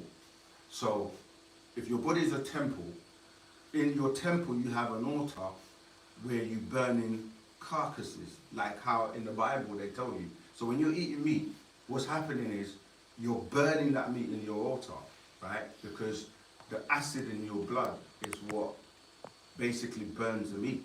So your body's porous. So when you're burning that meat, or that anything you're eating, for it to go through the digestive process and be broken down, it comes back through your pores. And this is why you smell of what you eat. So if you're on a bus or anywhere you sit down next to, say, an Asian person, you can literally smell the food that they eat, or an African person or whatever. So yeah, don't eat meat. And if you don't want to be on the menu, there's a movie called World War Z. If you haven't seen that, it's got a big red Z or Z. That Z stands for Zeta, or dealing with the reptilians, or from Zeta Reticuli. And Zigzag Zig, the book the Master put out years ago, explains about these reptilian beings. And if you watch the movie, it's dealing with the zombie apocalypse. They're able to smell you. And the only way they wouldn't see, because they couldn't see you, but if they can smell you, they would attack you. And it's quite an old movie, but go and watch that. So don't burn and eat things that are going to come out of your body through your pores and smell you, season you, for the extraterrestrials that love to eat meat. And it doesn't matter whether you're black or white or Caucasians or whatever, but the people that smell and eat and are filthy, they are going to be on the menu. So if you don't want to be on the menu, clean yourself inside out. Rahubat. There's a question on Zoom. On Zoom? There's a hand raised there. Okay, let me take that one and then we'll carry on with the YouTube ones. Go ahead. A couple classes ago, the teacher mentioned that in Revelations, when it talks about the rapture, that actually people that ETs are coming to take, and I guess go with whatever. Also in Revelations, it talks about a city coming down from heaven, and Jesus coming back with the host of his armies to fight his enemies. So I was wondering if you could shed some light on that. Okay, you kind of cover a couple of things. The rapture, because a lot of people refer to the rapture as in the book of Revelation, they look at it like Jesus is coming back to save people and rapture them and take them away. But without the proper information, they don't know that it's raptor, as in these beings, these reptilian beings that want to eat human. It's already happened and happening. So the movie The Fifth Kind, was it the fourth kind? The fourth kind. Was a real documentary about this taking place in Alaska, in Nome, where these Anunnaki beings, they came with a craft and took 144,000 beings. And what it was is that the governments made deals with extraterrestrials that they could take a certain amount of They people. spoke a certain language as well, Sumerian or something like that. Yeah, let me finish and you can come in. So that they could take a certain amount of people, and they gave them technology. You know, they gave them a lot of technology like the hovercraft, the stealth plane and certain things. But what happened is after a while, these extraterrestrials started to go against the agreement, and they take in more now than they were supposed to. So they take about 300,000 people daily. So yes, the rapture, it happened in 2003. The Alaska known 2002 or 3. But yeah, that they took 144,000, and people always say why 144,000. It's based on the amount of storage they can take. It's like if you can only carry 10 passengers in your car, you're going to take 10 passengers. You can't take 20. So they take what they can, and they take a lot of missing children, a lot of people that go missing that people don't find ever are actually taken away by extraterrestrials for food. Not every situation, of course, but yeah, that's what's happening. What was the second part of the question? It was it talked about the city coming down from heaven, right? And Jesus warring with his enemies. Yeah, the Nibiru is the craft that they're talking about. That it's not really Nibiru, but the Crystal City. The Crystal City is a craft that comes out of Nibiru, because Nibiru is too big to come close to the planet Earth because of the gravitational pull, which will cause a lot of disasters. So as it's come close, this is how you get earthquakes and tornadoes and all the stuff you see going on. But they actually release Crystal City that come out from the craft, and Nibiru is just a airline. Like for example, when you say British Airways has many fleets or different types of crafts. Yeah, so there are many Nibirus, but the main one that everyone's going on about is the one that's like 3.5 the size of the planet. So it's too big to come near our atmosphere because it would affect the planet. And there was another little part you said about I think the Jesus coming with the host of heaven to war with his enemies. That's what I was just going to go into. So again, that's dealing with Revelation 12:7, where he's saying that Michael and his angels war against the dragon and his angels, and that's kind of what's happening now. It's known as Armageddon. If you look at the word Armageddon, it's talking about the war, the clash between what people call good and evil, or agreeable and disagreeable. And we're telling you, and have been telling you, that the master teacher, Partner Babylon, Dr. Malachi Ziyul, is that being on the planet that is representing the side of agreeable, or what people call good.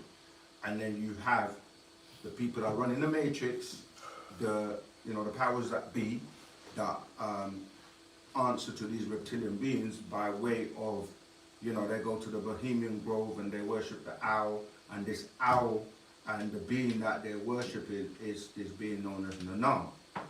Nana sin in ancient times, and Nana is a disagreeable.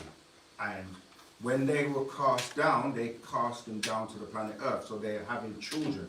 But they give you this false impression that the devil is a being with a pitchfork, 2 horns, and in a place called hell, which no one has ever been able to go and find.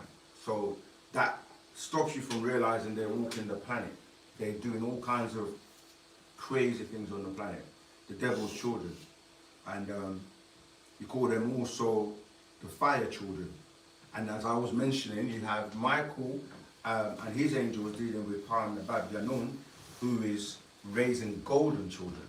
The golden children, the term golden children is related to all of us Melaninite children, but there are also specific golden children. These were children that were born between the year 1973 and 2003, right? But just because you're born within that time period doesn't make you a golden child. They have special abilities and they need to be activated and touched by the master teacher. A lot of them have gone into the entertainment industry being fooled by the fire children, because for every golden child there's an equivalent fire child. And these fire children are the ones you see like basically tattooed from head to toe, wearing all kinds of stuff and doing all kind of demonish things. The kind of music they put out, the vibration and frequency is all negative. So the golden children are children that are meant to help bring about this new change. So when I mentioned Uncle Mun, going back to like Uncle Atten, he was a golden child in that sense, where they have a double resonance or frequency and they are utilized to open the gates, the stargates, for the travel.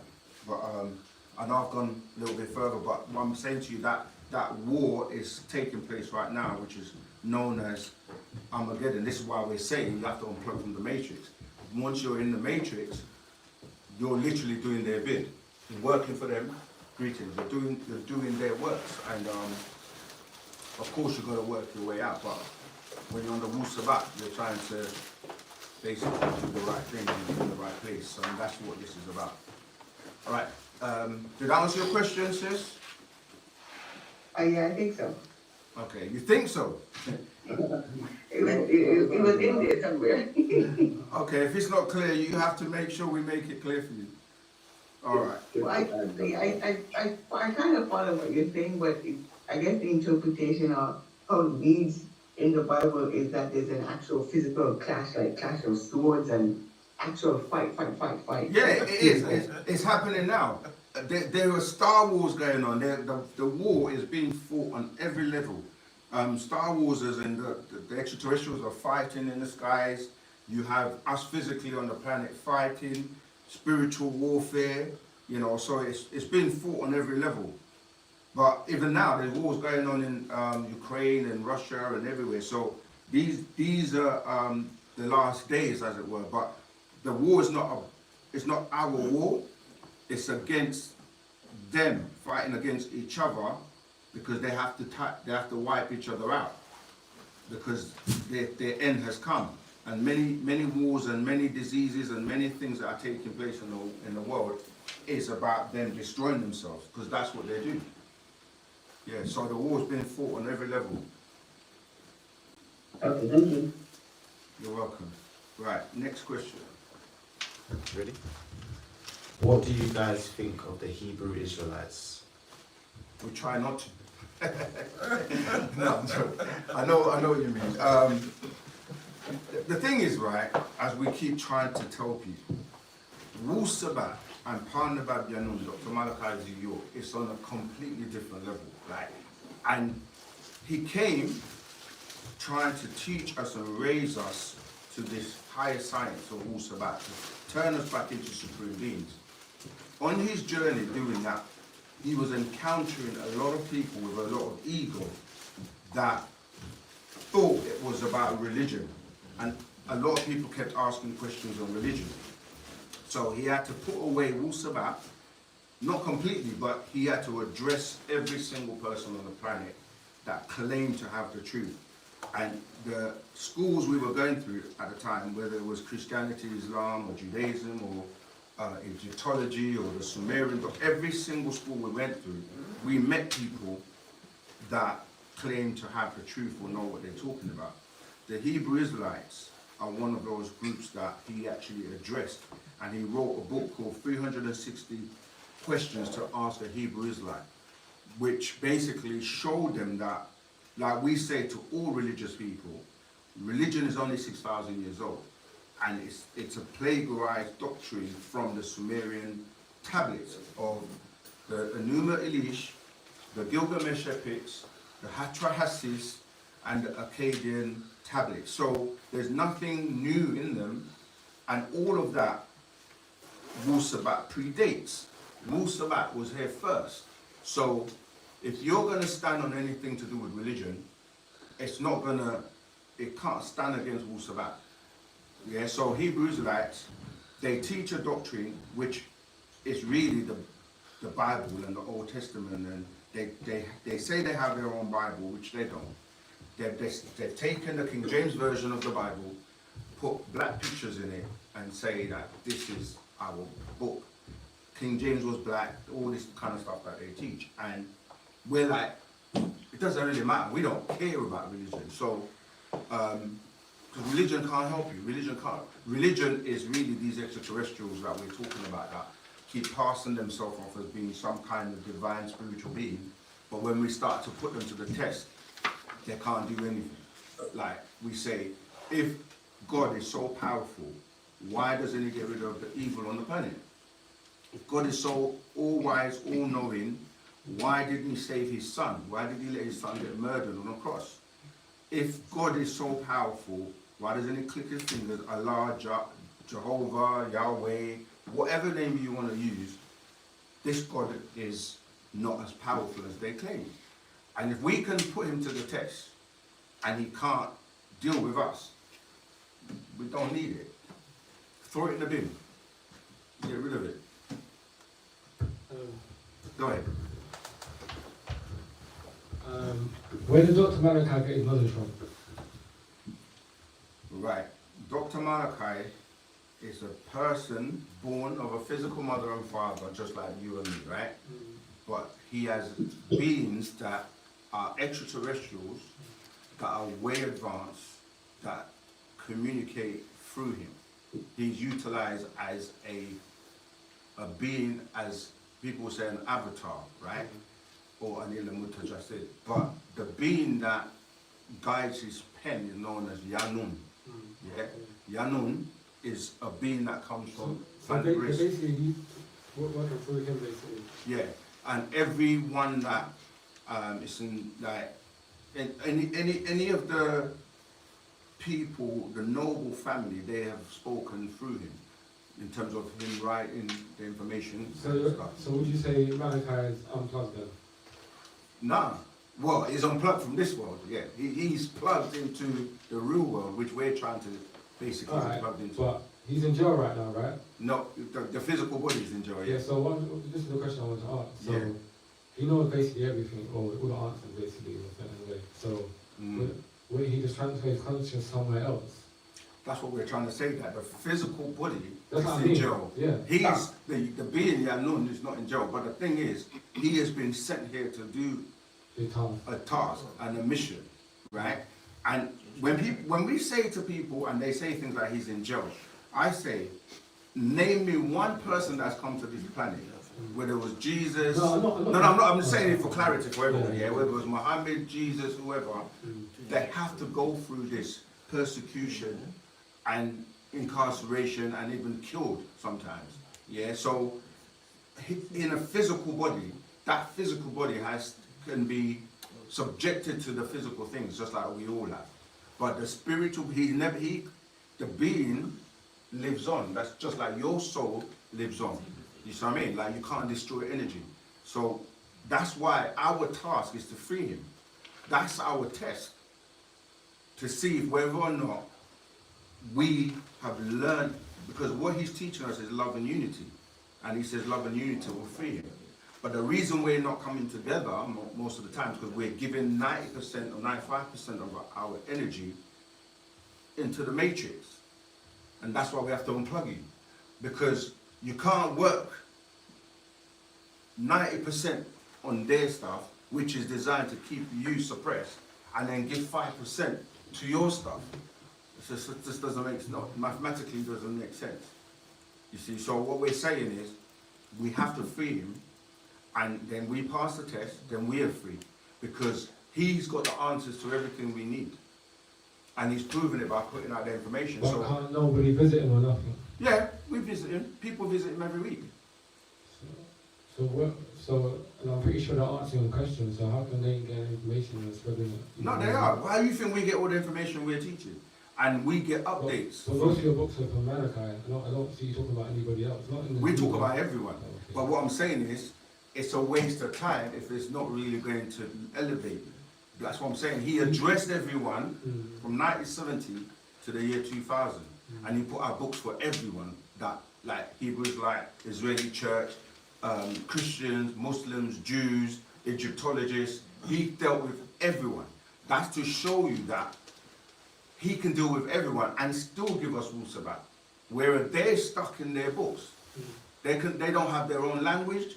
They don't have anything other than the stuff they regurgitate over and over and over again. The Bible never changes. You can go to church today and go to church in 20 years' time or 10 years' time. It's going to be the same thing you're going to hear. It's the same with the Quran. Because if you're not changing, you're not alive. You're dead. A dead person doesn't need to change their clothes. So what we're saying is, like, if I go to church and they just tell me the same Jesus and Moses and all the same stories over and over and over again, there's nothing in the Bible that's going to tell me about AI, internet, smartphones, none of the things we're experiencing in real life today. So that means it's obsolete. Because there's no answers in the Bible about AI or anything that's happening now. So if you're Muslim or Christian or Jew and they say to you, this is the book from God, and this is what you need for your life, and it basically covers everything. But it doesn't. So how are you going to do, how are they going to answer the questions of what's happening today? People try to live an Arabian religion, which is set in a desert, in a hot country, yeah, where you can wear slippers and, you know what I mean, a robe, and it's hot. You can't come to England and wear that because you're going to freeze to death. You see, so I'm saying is like you have to make things applicable. Yeah, update. Yeah. You don't want to have a phone from like back in the day. Yeah, because it's no good. Like you need a smartphone. Yeah, of course. You know, so we update. We are updated. But go ahead. Next question. I want to get as many questions as I can. I've got a question, but I can't go on. I forgot. You forgot it? Yeah. That's why you have to bring a pen and paper. Yeah, true. No, because you carry on talking, that's why. Oh, someone on, Dwayne on Zoom. Yeah, link up with us. I do IT, graphic design, build website, system administration, and I have 2 books out on Amazon. What is the best way to market these skills to become fully independent? Yeah, that's something we can do, help you with. We could take that offline. Yeah, connect with us. Join us on the website and we'll get your details and we'll link up. Right, go ahead. Next question, please. How do we find our divine parents? How do you find your divine parents? First of all, you have to learn the practices and the things to be able to connect with them. So, like we mentioned before, turning yourself inside out, which means cleaning yourself inside out, not just physically, we're talking about mentally, spiritually, and then you start to learn the things like we were saying before. Like I was saying, people want to do all the stuff like levitation, remote viewing, teleportation, all these things, but they start with you doing the basics, the discipline, the relaxation, the meditation, well, the concentration before the meditation. And these are all practices that will help you. And then, as I said, once you get into the orders, like the ancient Egyptian order, we had many orders that teach you rituals and things of how to communicate with the beings on the other side, which is your parents. You have your etheric parents, for example, that you can connect with. And so, yeah, it's literally a process. The books actually teach you this information. And yeah, there's many practices we can go into. Can you explain, was the scepter held in the right hand in Egyptian art? How is it used with Ankh, left hand? Oh, that's, well, the scepter actually was passed down to the most knowledgeable person or the pharaoh at the time. And this is how, when you look at, if you look at the master teacher's picture over there, he's holding, so, and if you look at the pictures when he was going through each religious school, he was holding the scepter as the lamb, if I can pull that up. But yeah, so it's passed through the bloodline as well to the most knowledgeable person at the time. When you send the Ankh, which you see here, I've got one here. Yeah, we've got it here. So you've got the Ankh there, and you've got the Ankh Tui there. As many people know it, it's dealing with, they say the symbol for life, because it dealt with life. But when you start going into the sciences, as I was saying before, about the things like opening the portals and the gates, these are things to do with like conductors and the gold and certain things that we utilize to in certain rituals, like I said before, like opening the portals and the gateways. So there are certain secrets or keys that it's not going to be divulged like that. But yeah, these beings they all had the Ankh because they know the vibration and the frequency that symbols have and what they're for.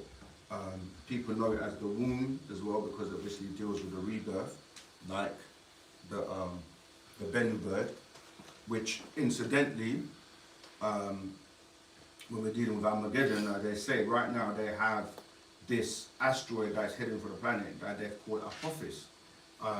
Apophis being the name in Egypt for the devil. And they've actually designed a craft. When I said they, I'm talking about NASA and these guys. They've designed a craft called Osiris Rex that is supposed to go and intersect this asteroid. And they literally show you that in the movie Armageddon.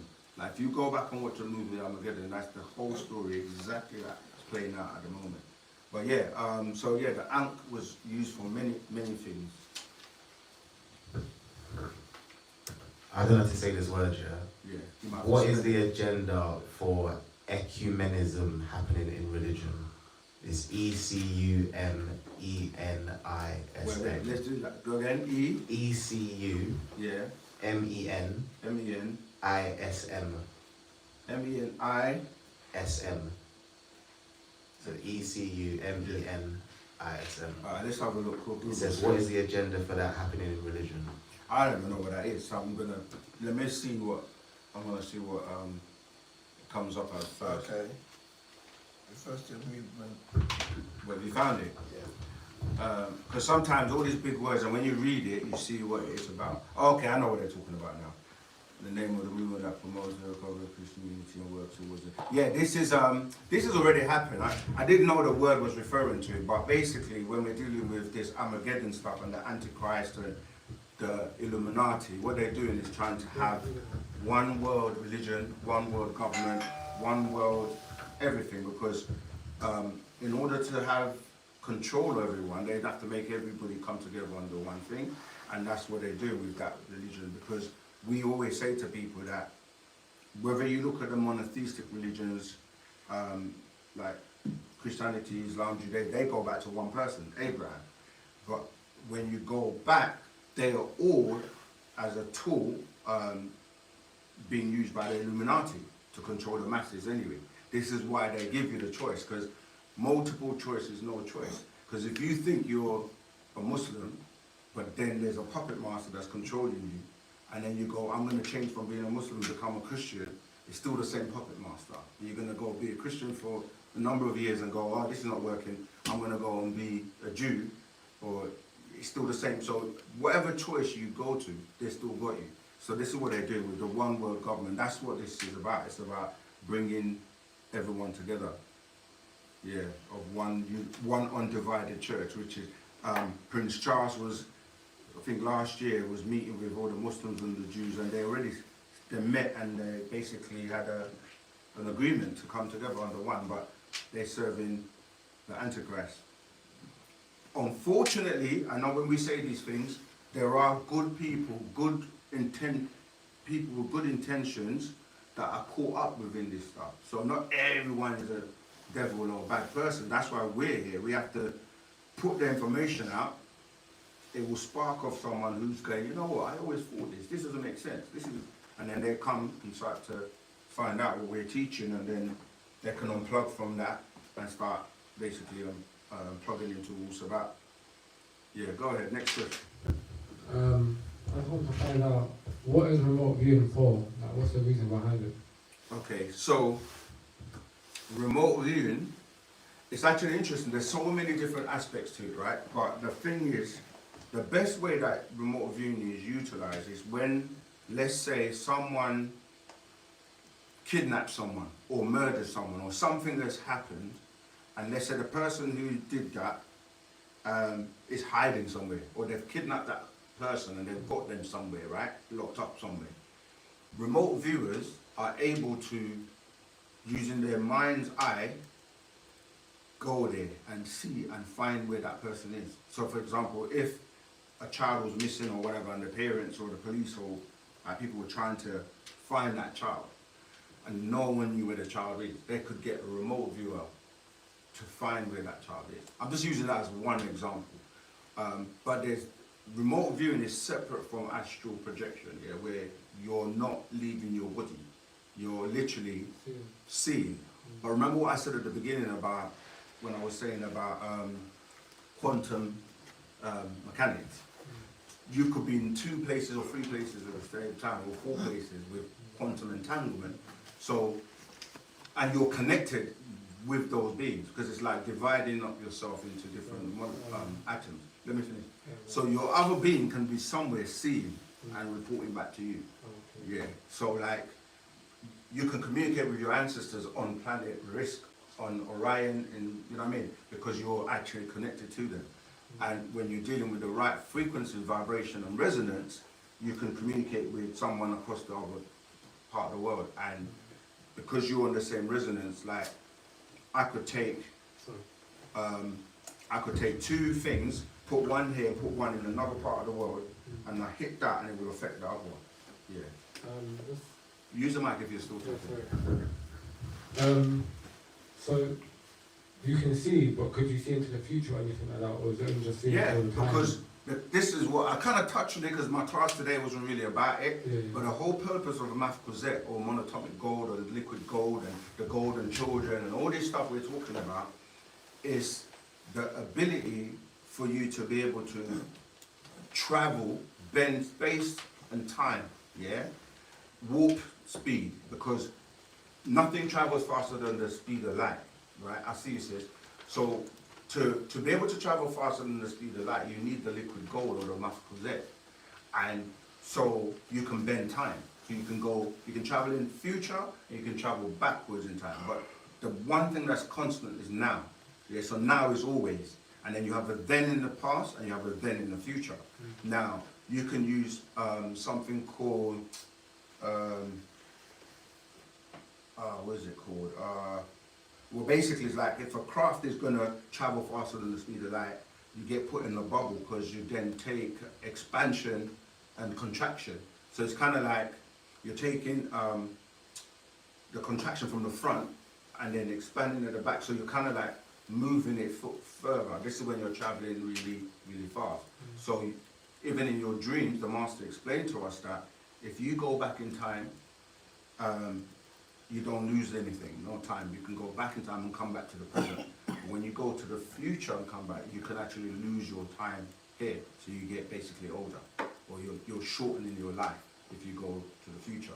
It makes sense when you think about it scientifically, because in order for you to go from a baby to where you are now, and then let's say you're going to live to 90 years old, there's time, isn't it, that you still got to go to get to 90. Now, if I was able to speed up that time, I would actually speed you up to 90. You get it?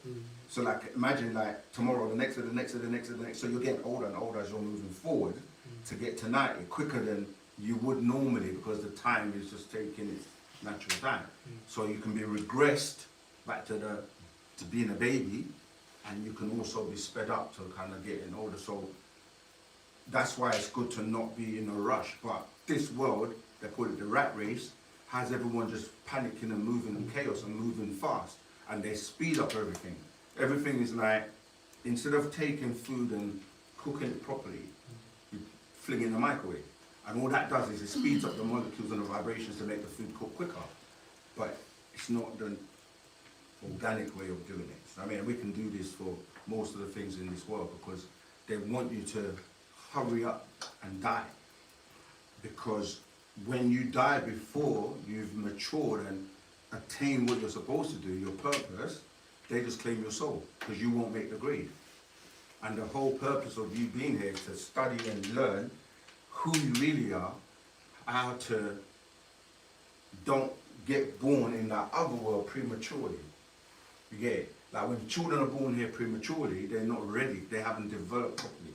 And then they have to get put into an incubator and you know what I mean, and then they kind of like nurture them until they're ready to be out. It's the same, when you're being born into the spiritual world, if you're not ready, you're going to be premature. It means you come back. And you keep coming back until you basically make the grade. And you have 24 to 24,000 chances. And after that, you're done. You just dissipate. You can't maintain an existence in other realms. You're not destroyed because you're energy, but you just kind of like become a waste. Whereas now you have the ability to actually live out your existence here and to the next one and the next one and onto the multiverse. Go ahead, brother. And then the sister, the backstory question. It's okay, I forgot the question. Please bring pen and paper. This is how we say it. Or get your phone and like record it. I have a question on. Yeah, I always forget about the online people. Let's just take a few online and we'll come to you. Go ahead. What was it on Clubhouse? Did you say? No, it's on Zoom. Oreen, it has a question. My name is Oreen, and I have a question about spirit parents and unplugging from the matrix. Oh, my name is Orun, and I have a question about spirit parents and unplugging. Yeah. Yeah. Go ahead, Orun. What's your question? Okay, I'm gonna go fast. It seems like for the last decade or so, since I decided to kind of, and I know everybody can't do this, it's kind of unconventional. Like, I lost a job a little over a decade ago, and I just said, screw it, and I'm not gonna go to work for anyone. It seems like since then, it's been a curious, to say the least, sequence of events that have just carried me through, right? And I kind of made that all the way up to even finding out about all that kind of stuff. And the more study found out about study, more learn these curious events that will carry me through. Sorry, your line's breaking up a bit. I can't. Your line's breaking up a bit. Can you just? Apologies. Yeah. Give me. Hold on. I got it. Okay. Is that better? Much better. Okay. So I have a question basically along those lines. Is that unplugging from the matrix what led me to what I believe might be my spiritual parents carrying me through this experience? Like, and how do we go deeper on that intuition or whatever that helps us unplug from the matrix and do an unnatural thing in such a natural world? And this is what we were saying before, that a lot of people are afraid to unplug because they've got you thinking, like you were saying, my brother, how am I going to pay my rent? How am I going to do this? How am I going to do that? And until you actually do it, then they give you something called welfare, right? I don't know what we call it. What do they call it over there? Benefits. It's welfare. Yeah. So what it does, it makes you feel like someone's there to support you, but welfare is something that a master told us many years ago is going to become farewell. We're going to turn it back to front. When you think you get benefits and things like that, it stops you from knowing your potential, and it stops you from being like thrown in the deep end, and then you have to find out how to survive and how to swim, and you will, because it is within you, and you have your ancestors, as our brother Urun is saying, like, who will guide you. You've got your ancestors on the other side that will guide you. You just have to align with them. So you will never know until you actually do. And I know many people who just quit their job and said, you know what, I'm going to go for it. I'm going to do what I need to do. But I'm saying, like, if we work together and come together, it's easier because trust me, they come after you, man. You think like they don't listen to all my classes, I'm on YouTube and all the stuff we say and all of that. Like, but the thing is, and this, I learned this from, I keep forgetting this guy's name, Andrew Tate. I learned something he said when, remember, he got attacked and arrested, and they blocked his accounts and everything, and took everything from him. And he said, I'm too powerful for them, because as soon as I come out, I can raise 10 million like that. Because he's got millionaire friends, billionaire friends, and they just have to give him $1 million each, and he's back. So when you're a person who's influential, like I did like Andrew Tate's motivational stuff for the young men and all that, I switched off when he started talking all that Islam stuff, because I'm like, you're smart, but like now, it's like anyone who like, Come on. yeah, who's that? You're breaking up. Okay, so I'm saying that take one step towards them, they will take 10 towards you. Your ancestors, you know, the people that are on your side, and you yourself, you're a supreme being. You have the ability. You know, so I'm saying don't be scared, because if you are, another tip is to have a network. This is why the master says work in communities, because the community should be able to support you with what you're doing. Do you know what I mean? And so you don't need to own anything.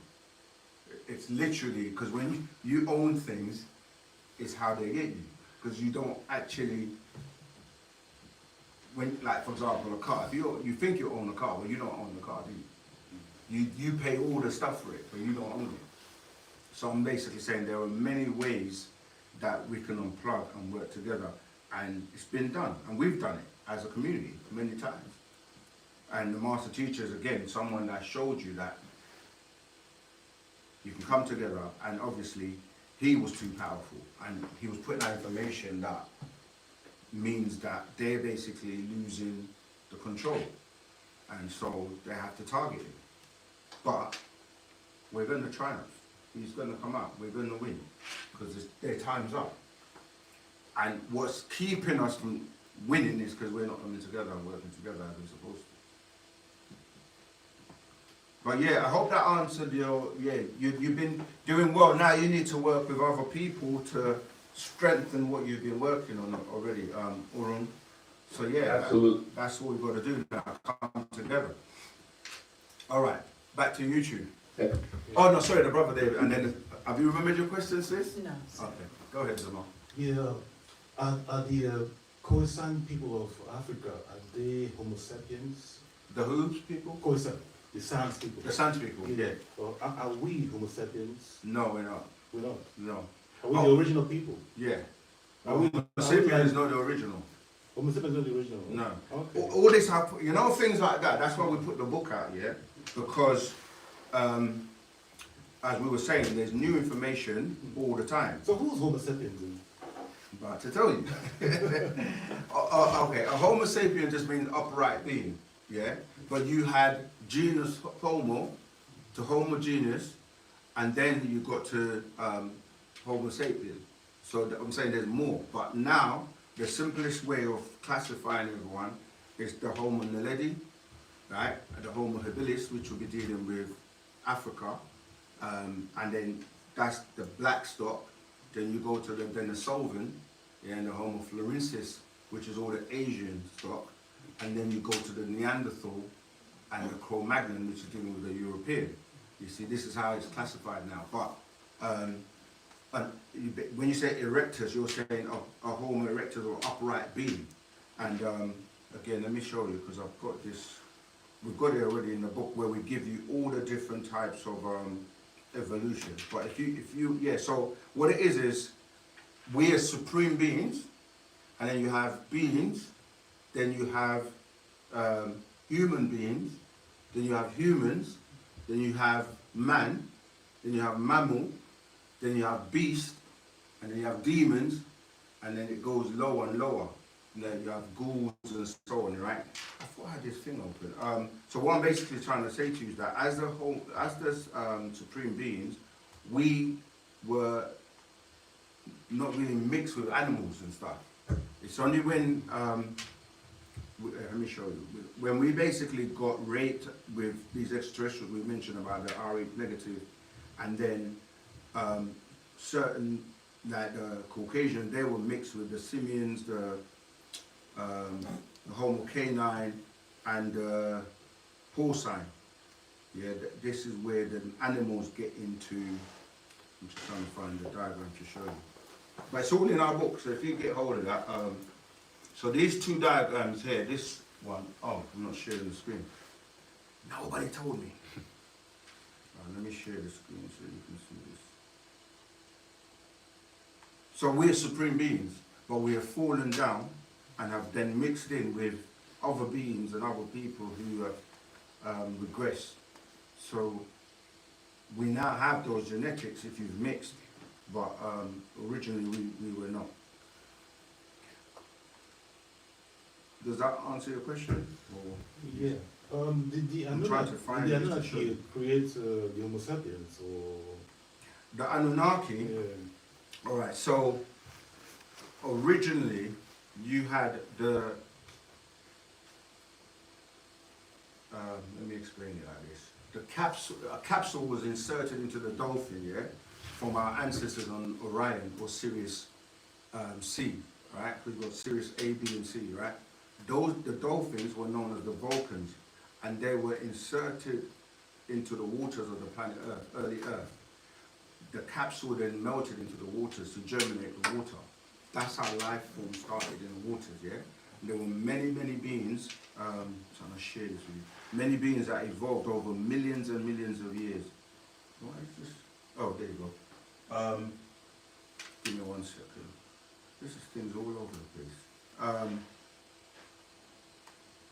Okay, there you go. Can you see that?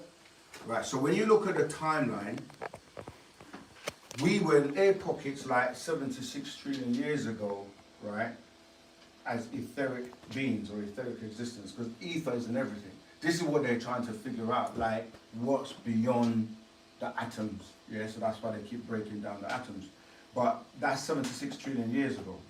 Then 46 trillion years ago, you had the prototype of the living cell, right? I'm jumping because I want to kind of get, then 144 billion years ago, you had creation of the stars, right?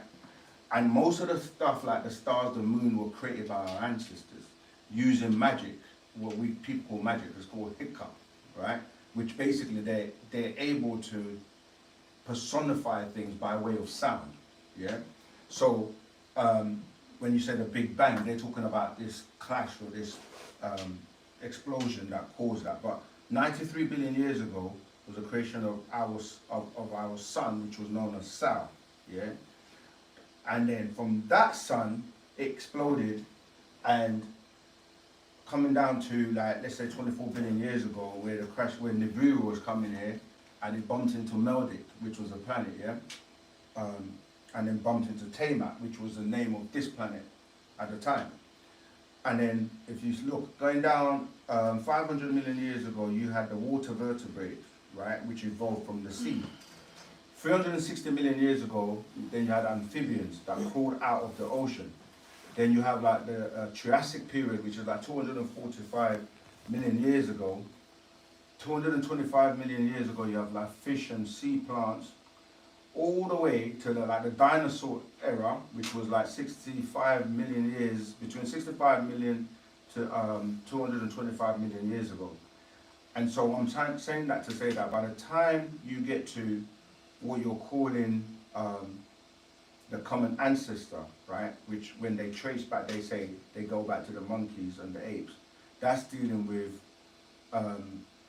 where you're now starting to get beings that were evolving called like the Lulu Aminu, which the Anunnaki then came in and took their genes and then created what they call a primitive worker, because the Anunnaki couldn't do the work because the atmosphere was too dense because it was a water.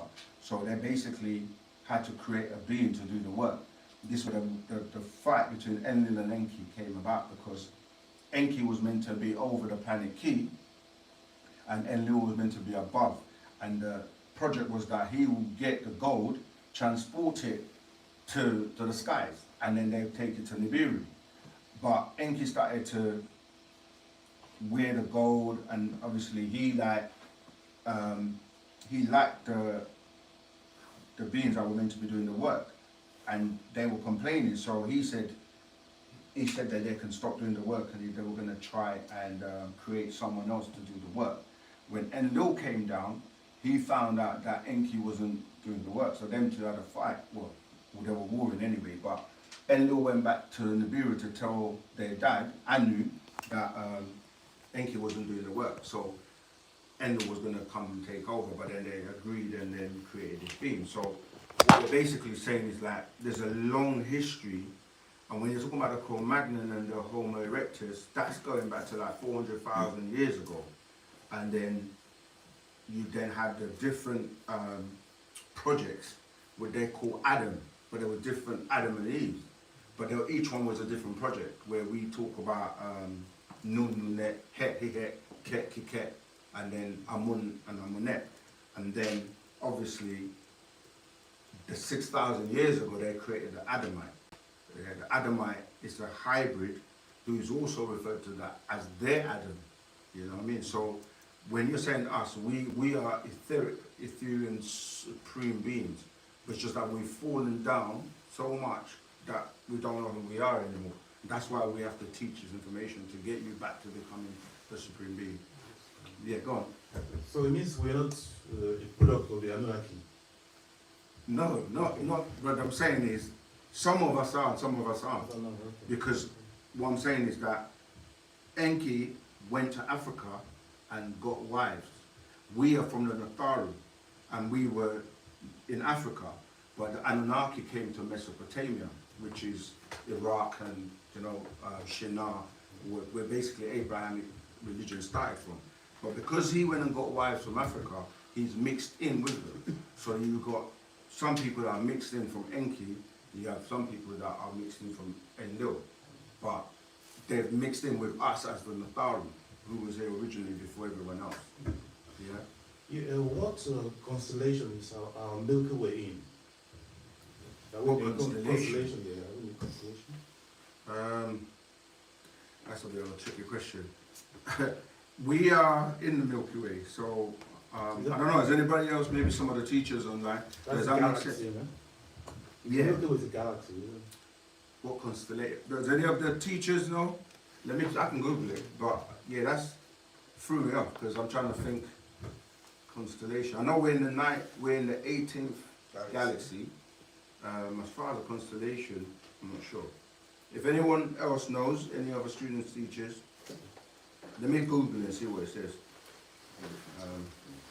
What constellation is Earth in? Okay, here we go. I don't know the answer, but I'm going to Google it and see what it says.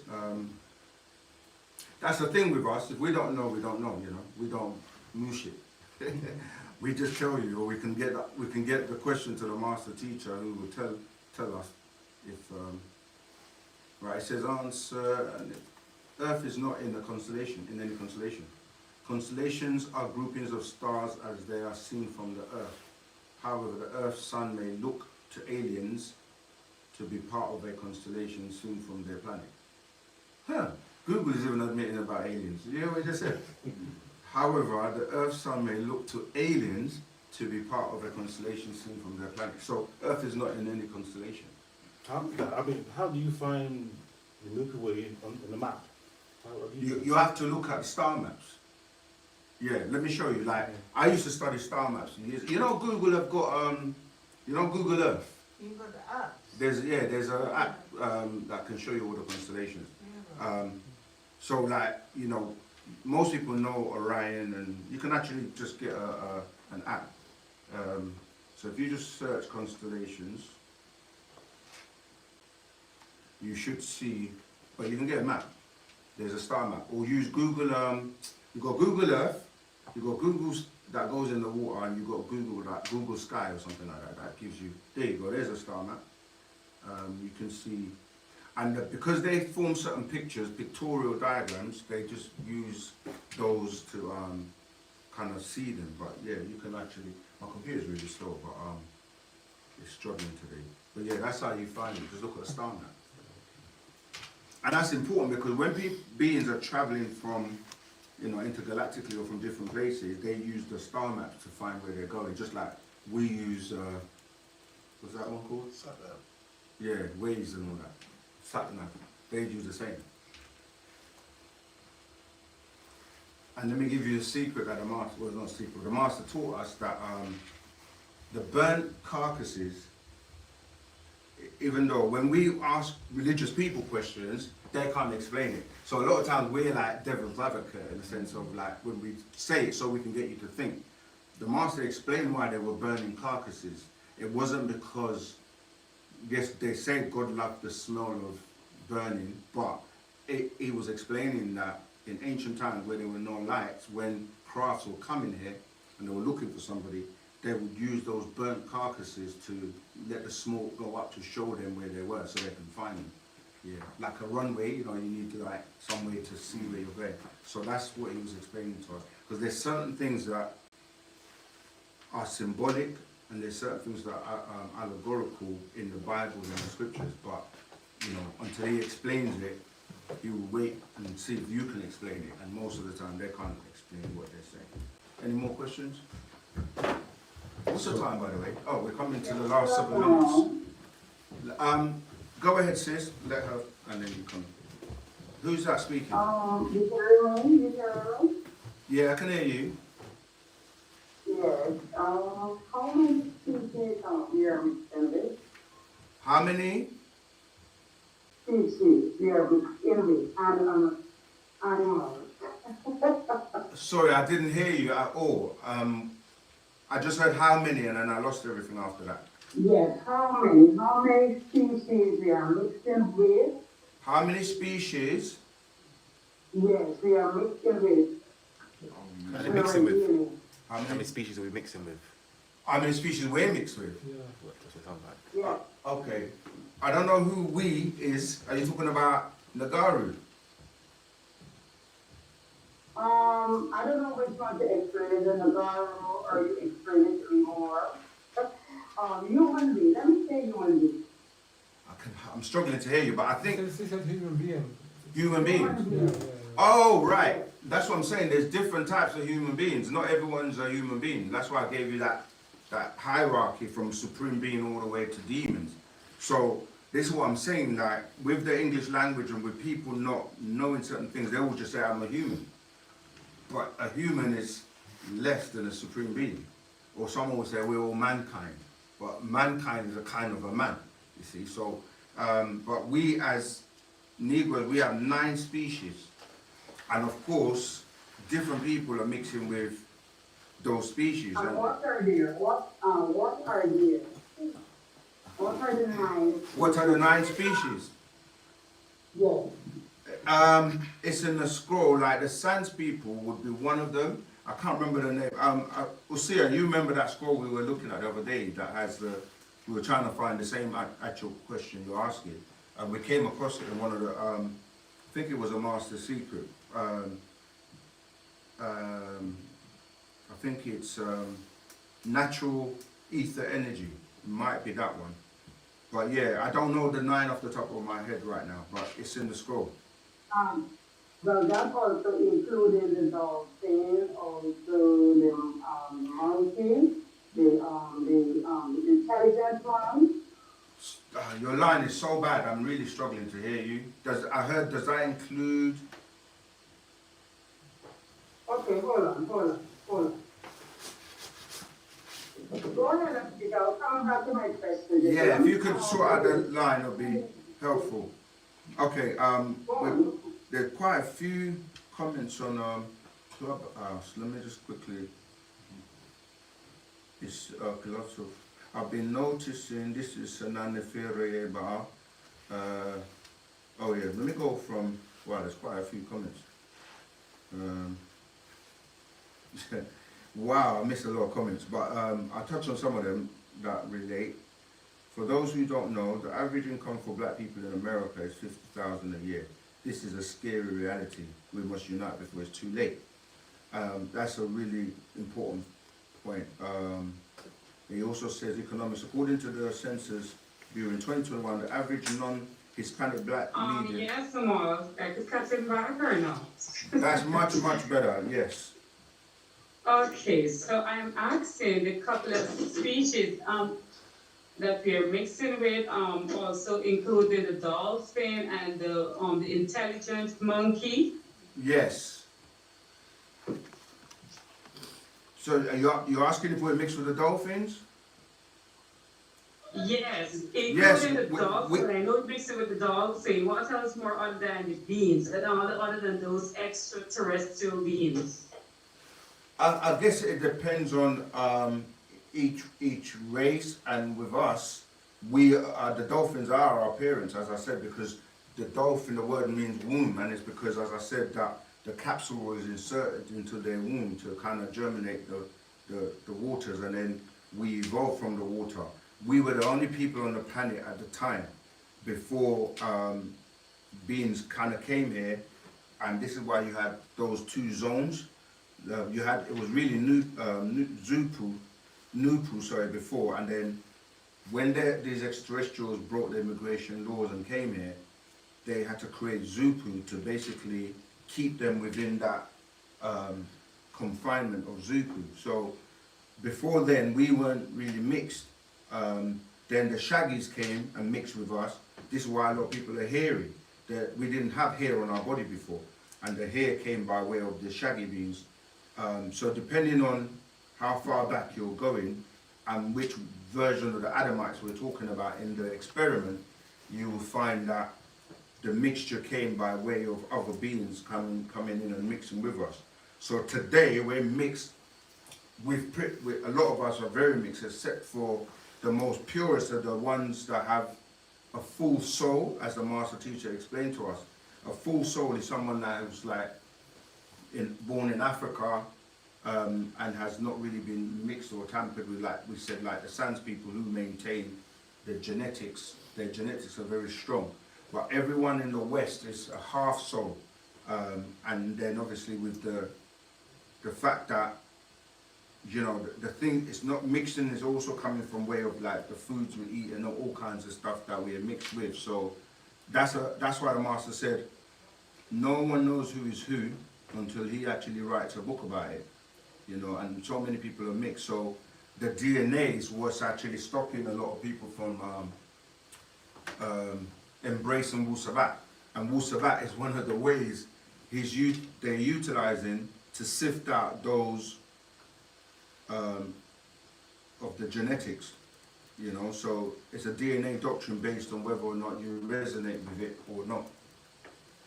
We've come to the end of class, time's run out, but I want to read a few. So there's Amun M. Hattab said they took 300,000 people a day from 2000 to 2012 AD, referred to the dimensional shift, verse 214 as their rapture or raptors, Revelations 19, 17 to 18. That's a useful comment. Sanan Nafir Reba, I've been noticing as of the past year that there is lots of all matte black pickup trucks with black tinted windows with computer monitors posted on their dashboards driving around neighborhoods in the daytime and at night. Has the master teacher spoke of this of lately or not? We're waiting for some updates from the master, but I haven't heard him speak of that. But generally, you've got to be careful. There are lots of people kidnapping people and for body parts and all kinds of stuff. So, yeah, this is why we have to police our own neighborhoods and get together and basically be aware of what's going on. There's so many comments. Unfortunately, we run out of time. Did you still have a lot of questions? I've got loads, yeah. All right, let's get some of yours, because I know that people tuning in, and then we'll round off. Just give. Cool. So, it'll be a quick fire one, yeah? Mm-hmm. What are your thoughts on Petra in Jordan? Petra? Yeah, I don't know what that means. I have no idea what that is. Cool. Yeah, keep going, because some of this is new stuff or happening that I don't know about. So. Do you know where do the Bantu are from? Are they related to Nataru? The Bantu, yes, they are. And they're related to the Sans people in South Africa. Please, can you recommend some books? My goodness. I don't know which ones you've got already. I I recommend all of them, but obviously depending on what you want to know, I would say go on our website or call the store and just look. If you've not read our book, the Spiritual and Conscious Journey, grab hold of that. The Mind, Your Potential. If you want to know about extraterrestrials, we've got Extraterrestrials and Creation. We've got so many books. It's hard to kind of recommend. I say read all of them. What is the best/safest country to relocate to, and is any country willing to send transport by sea to rescue us from the USA and UK blocking passports? The best answer for that is Partner Babiano knows the way, and he's the guide, and he will let us know where to go and what to do. Because people have tried to run ahead and go to Africa and go here and go there, but he says he will let us know where to go. Can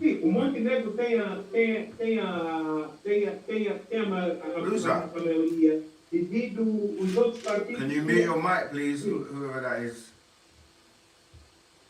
Someone just said, can you ask the teacher about cloud seeding in Dubai recently? Cloud seeding? Yeah. Have you seen the storms in Dubai? No. There's mad storms. Oh, who's that? Can somebody just mute that? I don't know.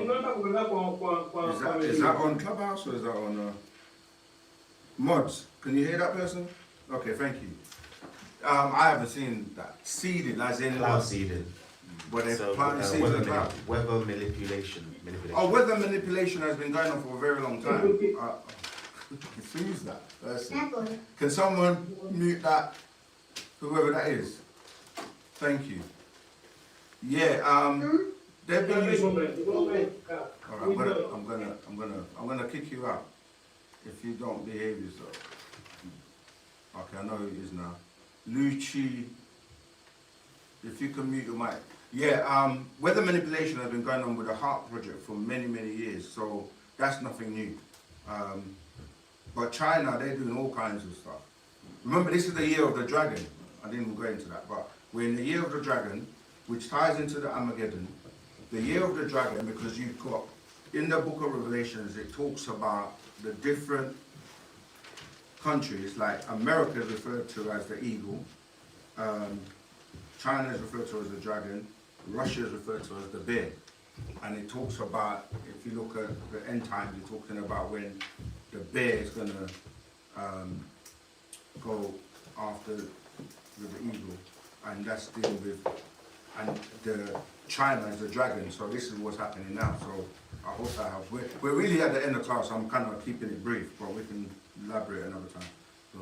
Is it possible for human beings to see a field of view within their daily perception, whether eyes are open or closed? It vibrates. To see a what? Is it possible for human beings to see a field of view within their daily perception, whether eyes open or closed? It vibrates within. One of the things that a lot of people don't do is they don't know how to ask questions. Yeah, I don't know. No, I'm being serious. A lot of people don't. There's an art to asking questions as well, so you can get the right information. But yes, is the answer, because you're talking about the third eye and being able to see without using these eyes. So yes, but keep the questions straight so that we can answer them. Can you explain how internet works and if it has a bad effect on the environment? Wow, that's a long one. Yeah, the internet works. I'm not going to go into too much detail, but you have different servers across the different continents, and they have something called DNS, domain name servers, and these servers all kind of connect and work with each other so that information is sent. You have an IP address. IP addresses are listed on the domain name servers, and they literally translate a domain name to an IP address. So when you say like tesco.com or .co.uk, that's literally an IP address that's on the server, a DNS server. The DNS server communicate with other DNS servers around the world, and they keep a record so that you can tap that name in and it goes to the IP address, finds the server, pull out the information. Quick. My question is, does this guy believe in Christ? We don't believe, number one. Yeah, because belief is the acceptance of things you do not know or cannot prove. Christ, again, is a very common name that's been used over years, but people try to make it like it's this one person. Christ is karast, comes from the word karast in ancient Egypt, and it just means anointed. Yeah, so anybody can be anointed. And Jesus of the Bible was anointed, but he was not the only Christ. And it's from Christos as well, from Krishna, from the Hindu religion. So it's not unique to one person. There's also Christ consciousness, as people say, which is really people that are waking up to what's happening at the moment in the world. Could you give us a brief breakdown of each ether? Not today, the class is finished, but it's in the book. But literally, you got 1 to 9 levels, 9 ethers are highest, and not everybody can get to 9 ether. All right, simply ethers and everything, but there's different levels of them. And so that means if you're on 1 ether, you're on 1 ether, you still have access to ether. But if you're on 9 ether, you're on a higher vibration, and not everybody can get to 9 ether, because to get to 9 ether, you have to be of the DNA and the genetics, and if you're mixed with animals and things like that, then you can't go above 6 ether. How are our ancestors in a spirit realm if we reincarnate? Because you're connected to all the realms at the same time. Like it's just different levels. So you're connected to the spiritual realm right now. But just because you're connected to it doesn't mean you're able to access everything on the spiritual realm. How many species of extraterrestrials are there? There's many. There's over 70 something species of greys alone, or what people call the greys. If one Countless. If one unplugs, does that mean they have to die with this body? Like unplugged from the matrix? No, because unplugged, that's what we said before. Like I used the example of having a tag on you. When you take the tag off, you're no longer going to the police and reporting that, or to probation or whatever. You can now go outside of the zone where they may have limited you from going, but you're still alive. It's the same with when you unplug from the matrix, it means you're giving them back everything, but you now provide everything for yourself. What is the difference between your teachings and the Rosicrucians, Yeah. such as Amorc, who teach ancient Egyptian doctrines? The difference, we have a culture and a complete way of life that not everyone has. We have our own language, we're the original. The Rosicrucians is just what do you call it, like a shoot off of masonry. But we are the original of everything. So they come from us, so they get their teaching from us, and a lot of it is diluted or messed up. Does the master teacher come in people's dreams and ask them to follow him? Yes, he does. Many people have actually come to me who I've never met in my life, but since our videos, and said that he's visited them in their dreams. And he said that he's visited us many times throughout your whole childhood. So yes, he does. And the thing he says as well, he says, no one can fake him. No one can imitate him in your dreams. So when you see him in your dreams, it is him. Were there other black presidents before Obama? Yes, there were. Yeah. Say it loud and proud. John Hanson was one. Yeah. There were many before. Yeah. Why are you always in black and gold?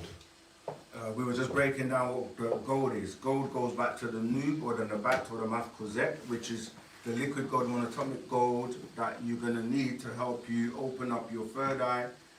The barytheric gland, when you get it back, works with that to basically allow you to basically become a supreme being again.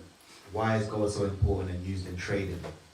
I already explained it earlier on, so he's missed that, but it's because it had a value, and that value goes all the way back to the Anunnaki wanting it, and etc. Black is not a color; it's a combination of all colors, and there's a reason for it because of its vibration as well.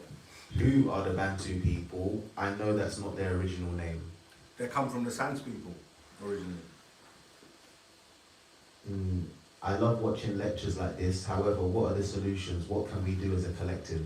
This is what I'm doing this class about, called Unplugging from the Matrix. So you can unplug, come work with us, and let's build.